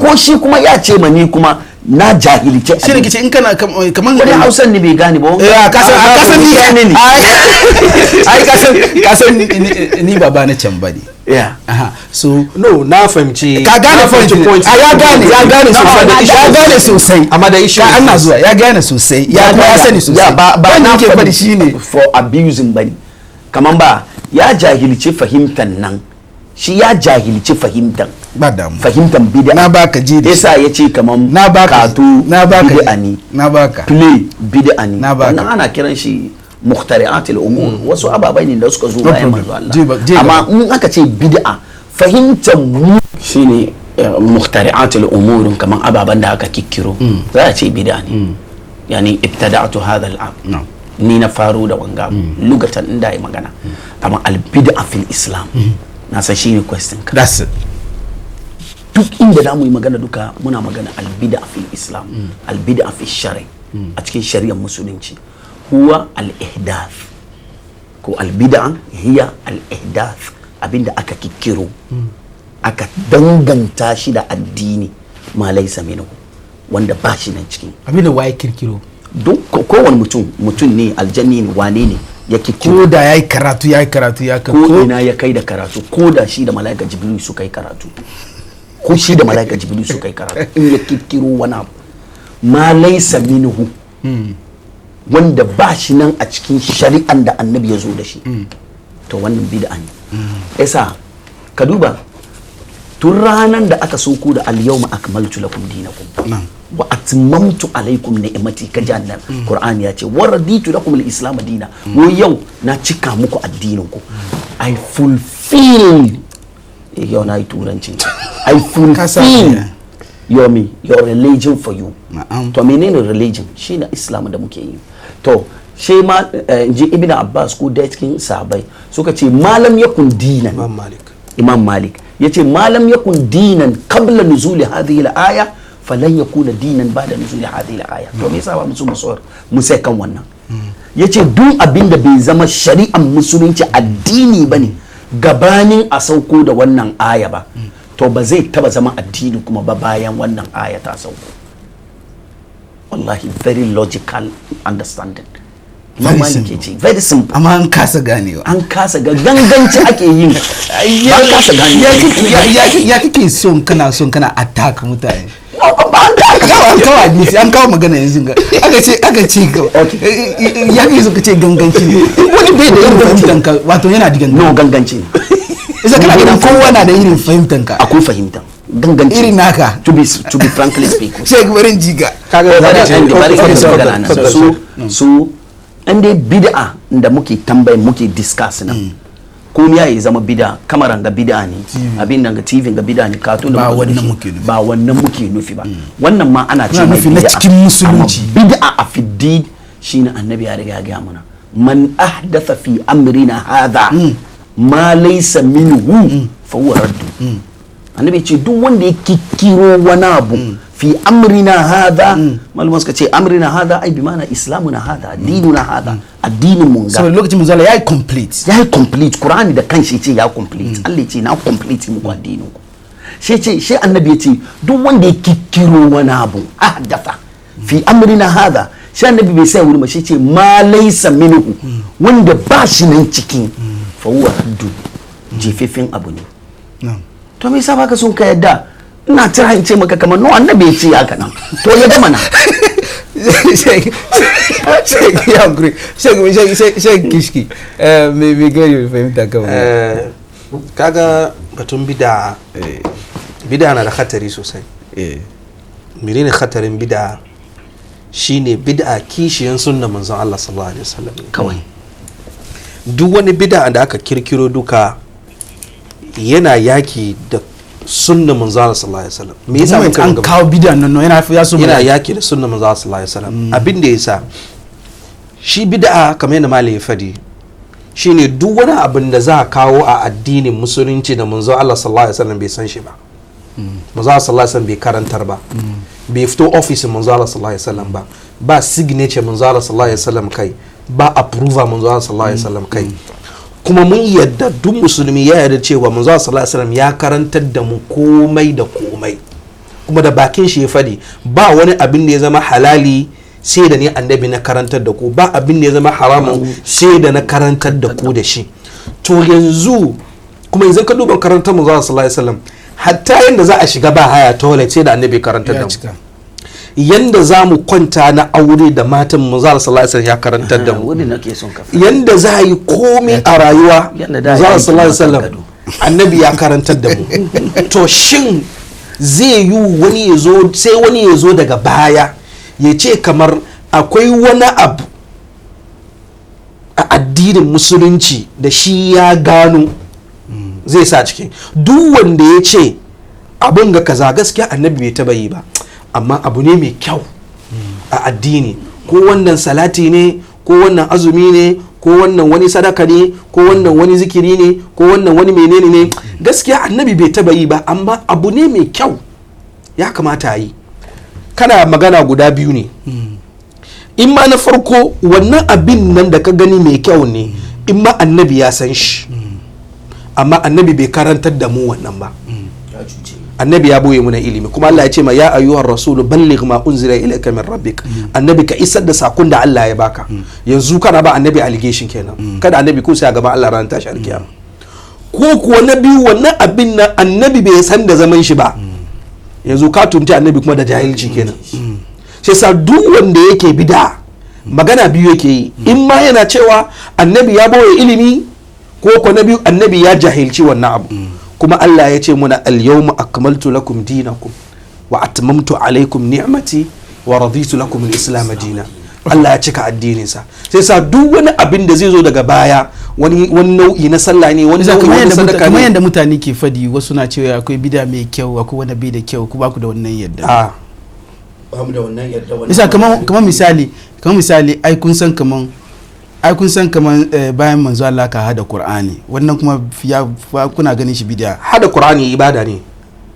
Ibada a ba ku ganin shi. Na farko hada Qur'ani ibada ne. Ni na gani ibada ne, kuwa ibada ne. Fine, in mun yadda ma kaman hada Qur'ani ibada ne. Samu kun yadda kaman bayan manzo Allah ka hada Qur'ani. Su hada Qur'ani. Ina zuwa. Bayan manzo Allah. Annabi na nan da aka hada Qur'ani. Oh, okay. Ya kake saboda shi nake tambaya, saboda shi ina nufi cikin jumla guda. Rasmu Uthman. Shi nake tambaya. Rasmul Uthman bayan manzo sallallahu alaihi wasallam, amma hada Qur'ani annabi na da aka hada Qur'ani. Okay. ina tambaya kaman su ba ku da yadda kaman bayan manzo Allah sabai sun bar an hada Qur'ani, ba ku da wannan yadda. sun tattaro shi ke nufi ai na ce hadawa to yanzu kada sai tattarawa wannan ba da kanshi ma I dispute that point. Okay, so ina son fahimce shi. Kai kana nufi kaman yanda yake nan aka hada Qur'ani na haɗe a zukatan sahabban ba wannan nake nufi ba, ka san ba wannan nake nufi. Ina ga kun ce batun hada Qur'ani ba wannan nake nufi ba. Kuma ina zuwa kaga ilimin Qur'ani, ulumul Qur'ani kafin a yadda da kira'anka ya kamata ya dace da kira'an da ke cikin batun wannan nake faɗi. Ina zuwa ina cewa bari maybe question na be clear. Musulmai na gwadawa bayan manzon Allah an je wani yaki na Yamama aka mai da shi buku, wannan aka mai da shi buku. Samu hankuri na gaya maka da shi buku. To isa kasan so nufi na ne, ina zuwa nufi na ne bayan manzon Allah aka mai da Qur'ani book, ko ba haka nan bane? Ka yarda da wannan? Na yarda da wannan. Okay, in dai ka yarda da wannan, kana gani aiki ne na nagarta ko dai ba aiki bane na nagarta? Na farko hada Qur'ani da aka mai da shi book nan ba ibada bane, kuma bid'a tana afkuwa a cikin ibada. Na farko kenan. Na biyu, ko da ma ibada ne hada Qur'ani, ko da ma hada ibada ne, manzo sallallahu alaihi wasallam ya ce alaikum bi sunnati wa sunnati al-khulafa'ir rashidin al-mahdiyyin min ba'di addu 'alayha bin nawajid. Shi yasa duk abinda Abubakar ko Umar ko Uthman ko Ali yayi a cikin addini musulunci bayan manzo sallallahu alaihi wasallam, annabi ya da ba su wannan dama. Excellent. So down the point is inde bid'a ne amma Abubakar yayi ko Umar yayi ko ba bid'a bane. Na ce in dai manzo Allah bai yi ba, na'am, sai Abubakar ya hada ko Umar ko Uthman ko Ali, shi yana shiga ko annabi yana shiga. Ka karanta mana maganan wani malami yanzu, wanne yana shiga? Ka tuna ka karanta mana maganan wani malami. Shi nake fadi nan, annabi ya ce alaikum bi sunnati wa sunnati al-khulafa. Kamin wannan ka karanta mana maganan wani malami da ke gwada haka mun zamanin manzon Allah. Imam Malik ya ce ما لم يكن دينا قبل نزول هذه الآية فلن يكون دينا بعد نزول هذه الآية. So na gani ce zamanin manzon Allah wannan aya ya sauka. Yes. Bayan manzon Allah aka hada Qur'ani cikin buku guda. Manzon Allah bai hada Qur'ani cikin buku guda ba. She wani ya hada Qur'ani cikin buku guda. Bid'a ne ko ba bid'a bane? Ba bid'a bane. Amma ka ce muna abinda manzon Allah kawai ai zamanin shi baka ji ba. Magana ya faɗi wani magana da yanzu ga kaman baka mai da hankali kan wannan magana ba, shine in dai ma bid'a ne in dai ma hada Qur'ani nan okay kana ga duki both sides ke yes in dai ma hada Qur'ani nan bid'a ne dace kamar yadda na fadi dazu bid'a lugatan an fassara shi da dun abin da aka yi wai larbancin kana da yawa kace bid'a ya ma kai Hausa ka zo kasa in aka ce bid'a kamar abin da aka kikkiro akida kirkiro okay abin da aka kikkiro shi ya kasance ba cikin addini ba bi danganta da addini ba ce wannan abin da aka yi nan addini ba ne annabi ya ba da approval kai ba to wannan ba damuwa amma lokacin da kikkiro wani abu sai a ce shari'a ne an commandin mu yi ta wannan lokacin da ya zama bid'a an kawo bid'an da annabi ya ce a'a ba ya da staka sabon manzo Allah sun tattara Qur'ani in dai ma bid'a ma ne alaikum bi sunnati kuma ya shiga da to su fudun nan zamanin su aka yi wannan abin duka aka mai da shi book ina da question annabi ya ina zuwa annabi ya riga ba su approval na gane na kawo maka batun wasali cikin Qur'ani na kawo maka batun wasali da wanda yazo bayan sabai ina zuwa so wannan kuma tun da sai shi na tuna ma ne kaga ka ce kan limitin shi ka ce sabai ga guda in ka ce na kawo maka batun sai shi nake tuna maka nan abin da nake so ga batun wasali da zaka yi magana abu wanga addu'a ali zamanin sayyidina ali ya ba shi dama na ce ma ai shi ba shi cikin fudu a lokacin ali with approval of ali ne in ba if you able to go to that standard na gane amma so he's got car is means mutane uku ga no the issue is still da ali da wanda ali kuma ya ba da dama ya ba shi dama the issue is this hada qur'ani nan ba ibada bane kana ga za a yi musulunci ba da Qur'ani ba ibada ba hada shi ina book form nan ba ibada ba na agree na ce ka kawo magana itmalat biyu ciki kace na farko a kaddara an hada ne wayannan mutane suna da iko ka abubakar ka ce in ma muka doke shi kamar ibada da mun doke guda ke da na farko ke na biyu ba ibada bane ko ba haka nan bane ina kan na farkon wanda ya zama ibada wanda na farkon wanda aka ce kaman mutane uku ga su suna da wannan iko su ba fudunga shi na ce na kawo maka na Asad Duwali kuma ko ya suna Abu Aswad Duwali Sheikh na cewa shi wannan wani ya bashi iko Imam Ali ya bashi cikin fudun nan kaga ba cikin fudun so na cewa kamar HMC yanzu mutane fudunga su suna da hanyar su kawo da wanda suka ba approval a'a kaga magana da nake shi abin ya zama da cewa ibada ne in dai ibada ne to lokacin batun bid'a it should be in ibada kaga in tafiya mu ya tafiya akwai kaman Imam al-Qarafi al-Majri Izzuddin Abdussalam ya ce bid'a akwai 5 types akwai bid'a wajibi akwai bid'a mandub akwai bid'a mubah akwai bid'a makruh akwai bid'a wannan duka ba shi nan ba mu aiki da wannan fahimtar shi wa in kana Izzuddin ibn Abdussalam mun tashi mu sai mai babban malami ne a cikin ahlus sunna wal jamaa amma ba mu ra'ayi da shi kan wannan ba jumhurin malaman ahlus sunna wal jamaa ba su ra'ayi da wannan ba amma shi wannan bai ra'ayi da wannan ba ko kai ra'ayi da shi kamar me magana da Izzuddin yayi ba mu ra'ayi da shi malami na ba amma ba mu ra'ayi da shi ya bani mamaki wannan baka ce jahilci bane ya bani mamaki no amma saboda ra'ayin ka wanda bai dace da ra'ayin ka ba amma shi ba mu dace kan wannan amma baka ce jahilci ba shi ya bani mamaki ka gane magana na lallai okay ka gane magana fahimta shi ke dan okay shi ke fahimta shi ka gane dai ka wurin wanda kake kunya dai ka ce Allah da shi bane amma kana girma ai malami ne ko Imam Ahmad bin Hanbal ya fadi magana shi la Allah bai dace da abin da ni nake kallon abin ba shin ce kam ban dace da Imam Ahmad ba wani ya kawo kowanne message kuma wai some of the Sufi sect misunderstood the concept of bid'ah by comparing the Quran musabaka to Maulidi, forgetting to have the knowledge of academic competition and musabaka is academic competition.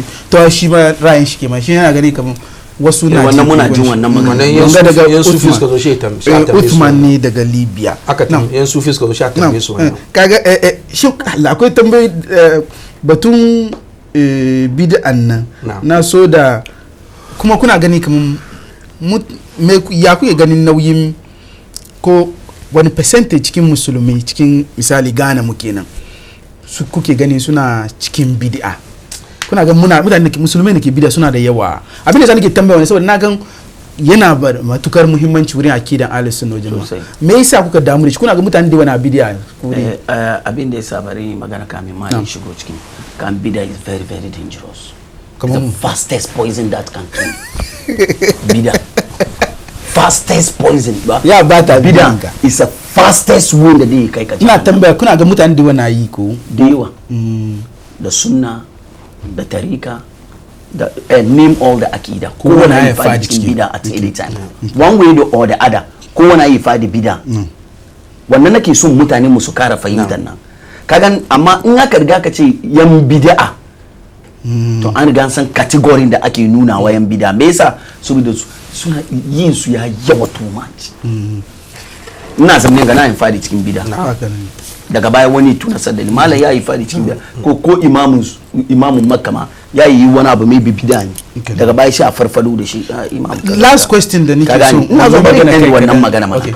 ka gane taka bid'an nan in aka ce nan ya yi very dangerous me yasa saboda ka ji maganar imamu thauri sufyan thauri ya ce abin da yasa bid'a ya yi very dangerous saboda bid'a shidan ya fi so mai yin bid'a fiye da mai yin shirka fiye da mai yin haramu me yasa don mai yin haramu ya san nayi zina na je in nemi gafara amma mai yin bid'a bai taba ganshi kaman laifi yayi kuma bid'a kuma ana zana akwai hadisi guda ina so yi magana kai batun sa'an nan in zo kan maganan da malam ya fadi ya me yasa ke da ka zo kana ganshi kaman kaza ne yana da kyau yana da kyau bari mu yi annabi bai ba amma yana da kyau bari mu yi annabi bai ba yana da kyau bai shi muka ce law kana fi khairan la sabaquna ilayhi inda akwai alkhairi cikin abin da kake gigan yana da kyau mu yin nan da annabi shine farkon wanda da ya fara yi game da hadisin da ake cewa addini ya rabu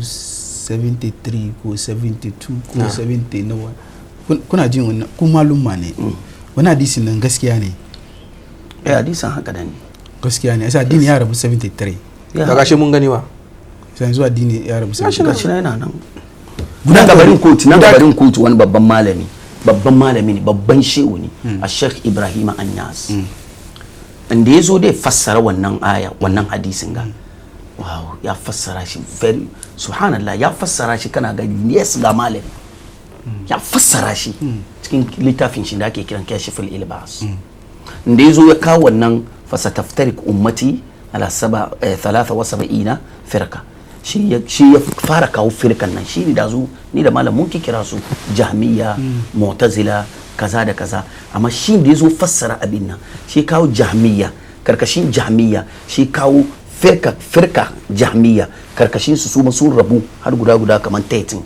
da ya kawo firka shiya shi kawo karkashin su sun rabu guda kaza da ya kawo murji'a shi ce sun rabu da ai kare calculation na duka shi je fadi kan 72 shi ce 73 su ne guda shi ce su ne ahli sunnatul baidawa wasu kadi ne wannan kan 73 nan duka haka kenan a rubuce a cikin Kashiful Ilbas batun ka ke yasa 72 nan 73 nan kun yadda kan mun rabu 73 kuma yes mun tun rabu ma na ga kuma guda kawai zai shiga aljanna aka annabi ya faɗi kuna da idea kan gudan nan ko dai ba ku da annabi da kanshi ya faɗi batun gudan nan annabi da kanshi ya faɗi batun gudan nan wai me annabi ya ce illa wahida shi guda sabai suka ce wanne ne gudan nan shi ce ma ana alaihi wa antum au kama qala sallallahu alaihi wasallam yace gudan nan su ne wanda ni da ku muke yin yawan nan su ne wannan guda haka annabi faɗi cikin hadisi su wancikin kenan wanda annabi ke yin nan ito ba mu sani ba shi ne alaikum bi sunnati nan mana okay na gode sosai shek ina ga kamar yadda na yi magana tun farko ya mun karatu da manya-manyan malumma an bani kyauta minti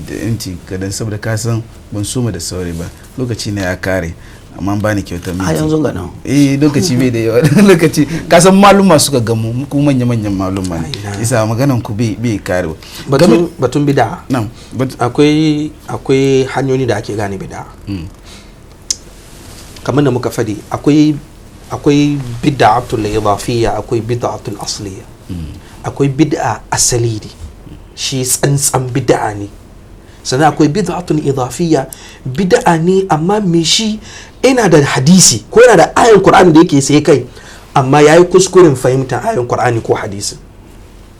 Al misali akwai bid'a fil qadr wal adad, cikin adadi. Mutum ne da ya zo sallan juma da ya yi imani ya shiga cikin zuciyar shi, yana gani zai yi ibada, maimakon yi raka a biyu sai raka a hudu. Wanga mun ce mai bid'atun idafiyya, kaga yayi bid'a saboda ya kara raka a biyu. Bid'at fil kaifiyya, bid'a a cikin style yin ibadar shine mai mutum maimakon ya yi rukuyi sannan ya yi sujada, sai ya yi sujada sannan ya yi rukuyi. Nisa yana gani a sujada ya fi rukuyi, bari fara sujada sannan ya rukuyi. Bid'atun idafiyya. Akwai bid'atu fil jins fil kaifiyya, akwai bid'atu fil jins shine mai layya ya kai yana gani bari ya samu nama da yawa sai dai yanka elephant. Ga bid'atu fil jins saboda ba wannan dabbobi bane Allah ya ce me ai layya su. Akwai bid'atu fil zaman, bid'a aiki ne, akwai lokacin da ake yin aikin sa. Kamar mutum ya tashi zuwa kai ce za shi yi aikin hajji, wannan bid'a ne saboda me ba lokacin aikin hajji ke gaba. Akwai bid'a fil makan, luri da Allah ya ce ayi aikin. Al misali maimakon mutum ya je maka ya je tawafi shi je nan cycle ya je na tawafi cycle. Tambayoyin ga wani ya ce ya tambaye ku daga Shakur ne daga Takoradi. Yace yasa mu da ba ahlus sunna ba, mu ba musulmai bane. A musulmai ne. Kaga aqida ahlus sunna wal jamaa. Akwai wannan question na wurin kaman mun akwai last question. Saboda shi nace wannan question mun an ba mu wannan. Who is a Muslim? Na yi farko wai. Wannan how does ahlus sunna see da menene the different sects. Kaga ba to answer his question number. Aqida ahlus sunna akwai abin da muke cewa dawabitut takfir. Ahlus sunna bai tashi ya ce wani kafiri ne straight forward. Akwai takfirul wasf, akwai takfirul ain. Akwai generic tafsir wanga takfir, sannan akwai specific takfir. Shine ka duba wani ka ce mai wani kaza kafiri ne, sa'annan ka ce aiki kaza yin shi kafirci ne. Daban-daban ne. Baka da dama ka tashi ka point wani kaza kafiri ne sai ka bi wayansu ka'idodi.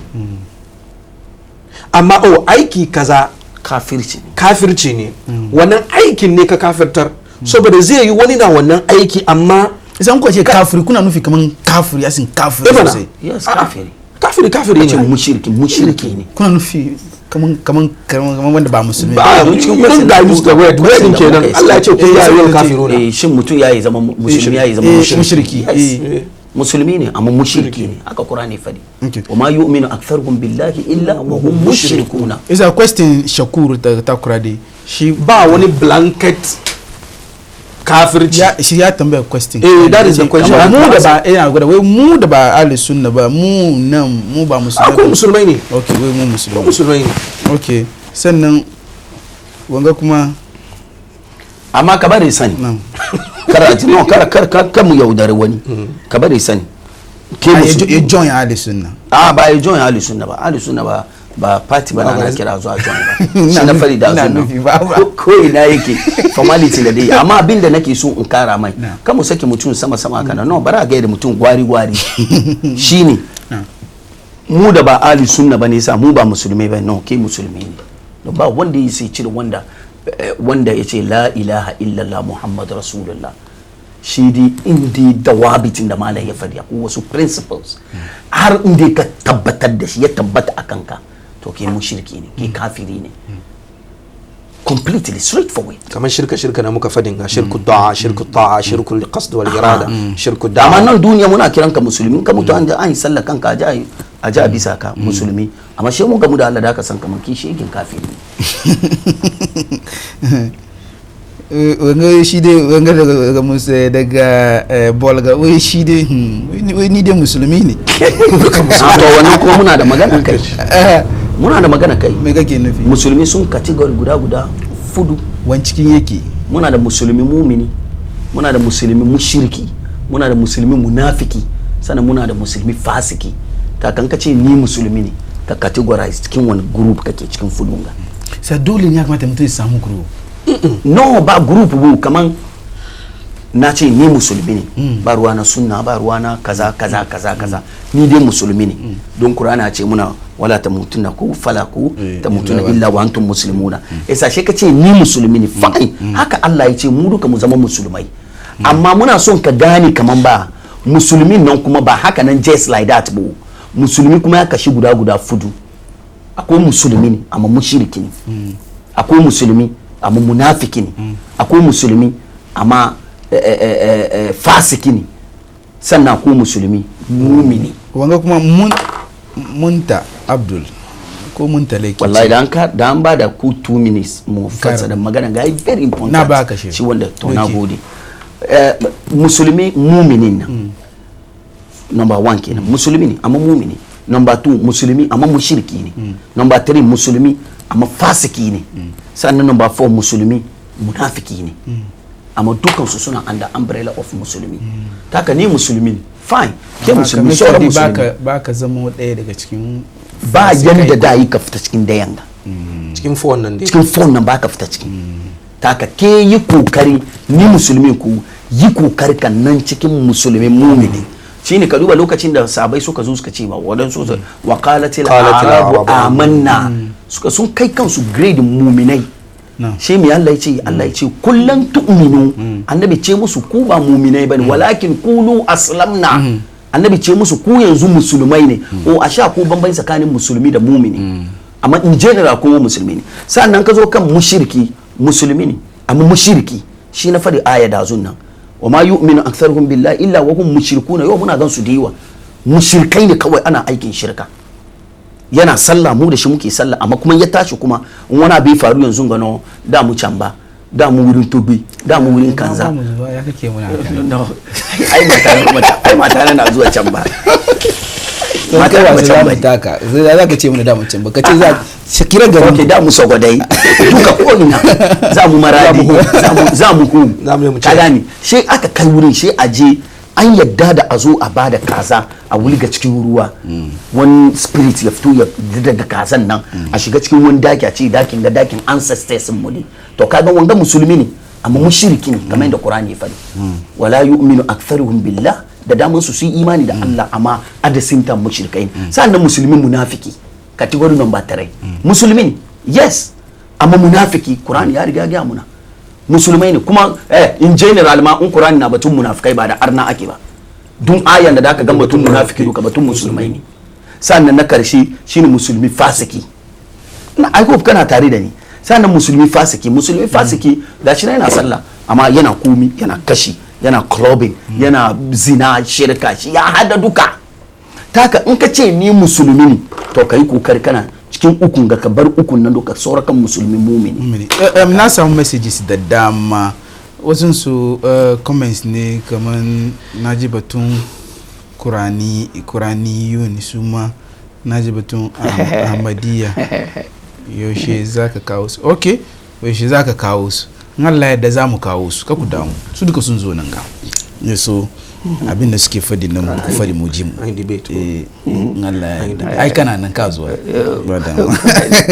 na shati ta zai every Muslim is sunnah we all follow Muhammad in Quran Imrana daga Nima gani zaune nan ga good we all follow Quran and sunnah but which one but which of the sunnah which of the sunnah on the understanding of Prophet Muhammad or what that's all ina gani kaman messages sun ga na karanta da dama daga cikin su na karanta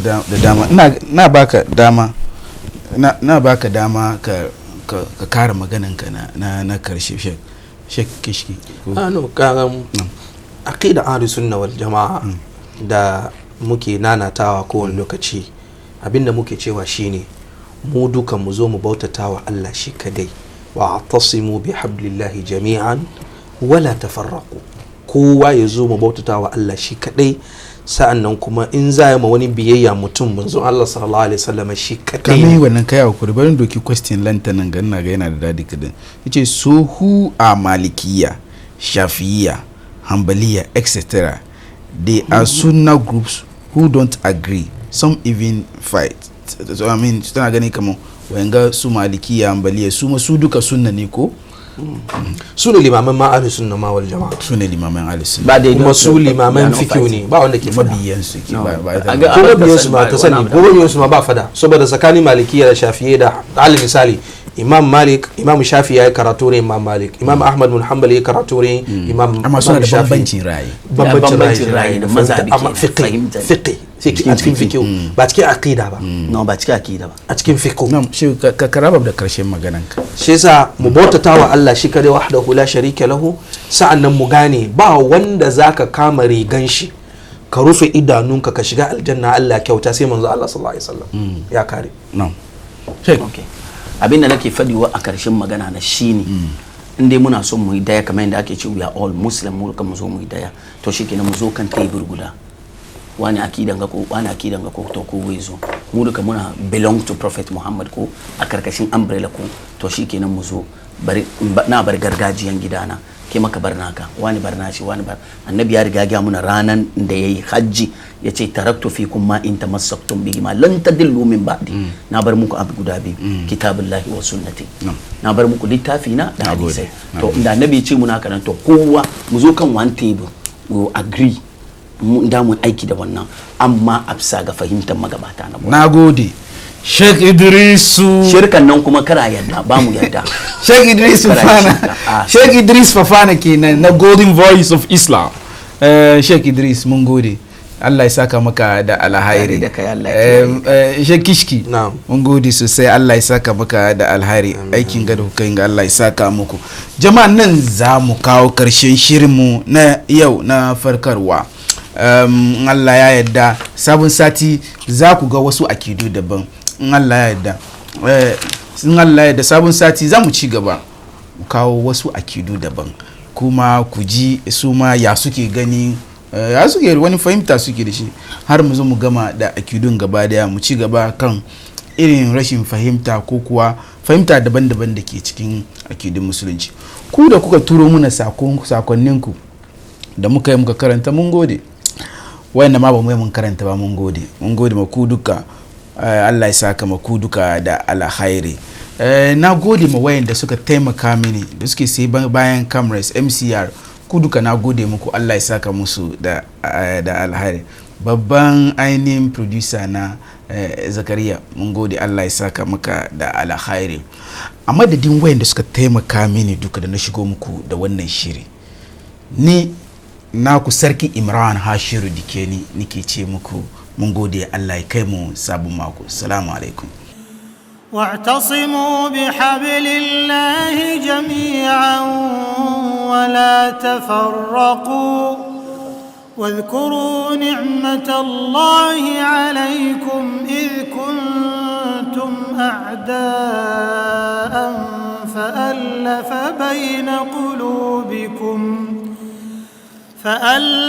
بين قلوبكم فأصبحتم بنعمته إخوانا وكنتم على شفا حفرة من النار فأنقذكم منها كذلك يبين الله لكم آياته لعلكم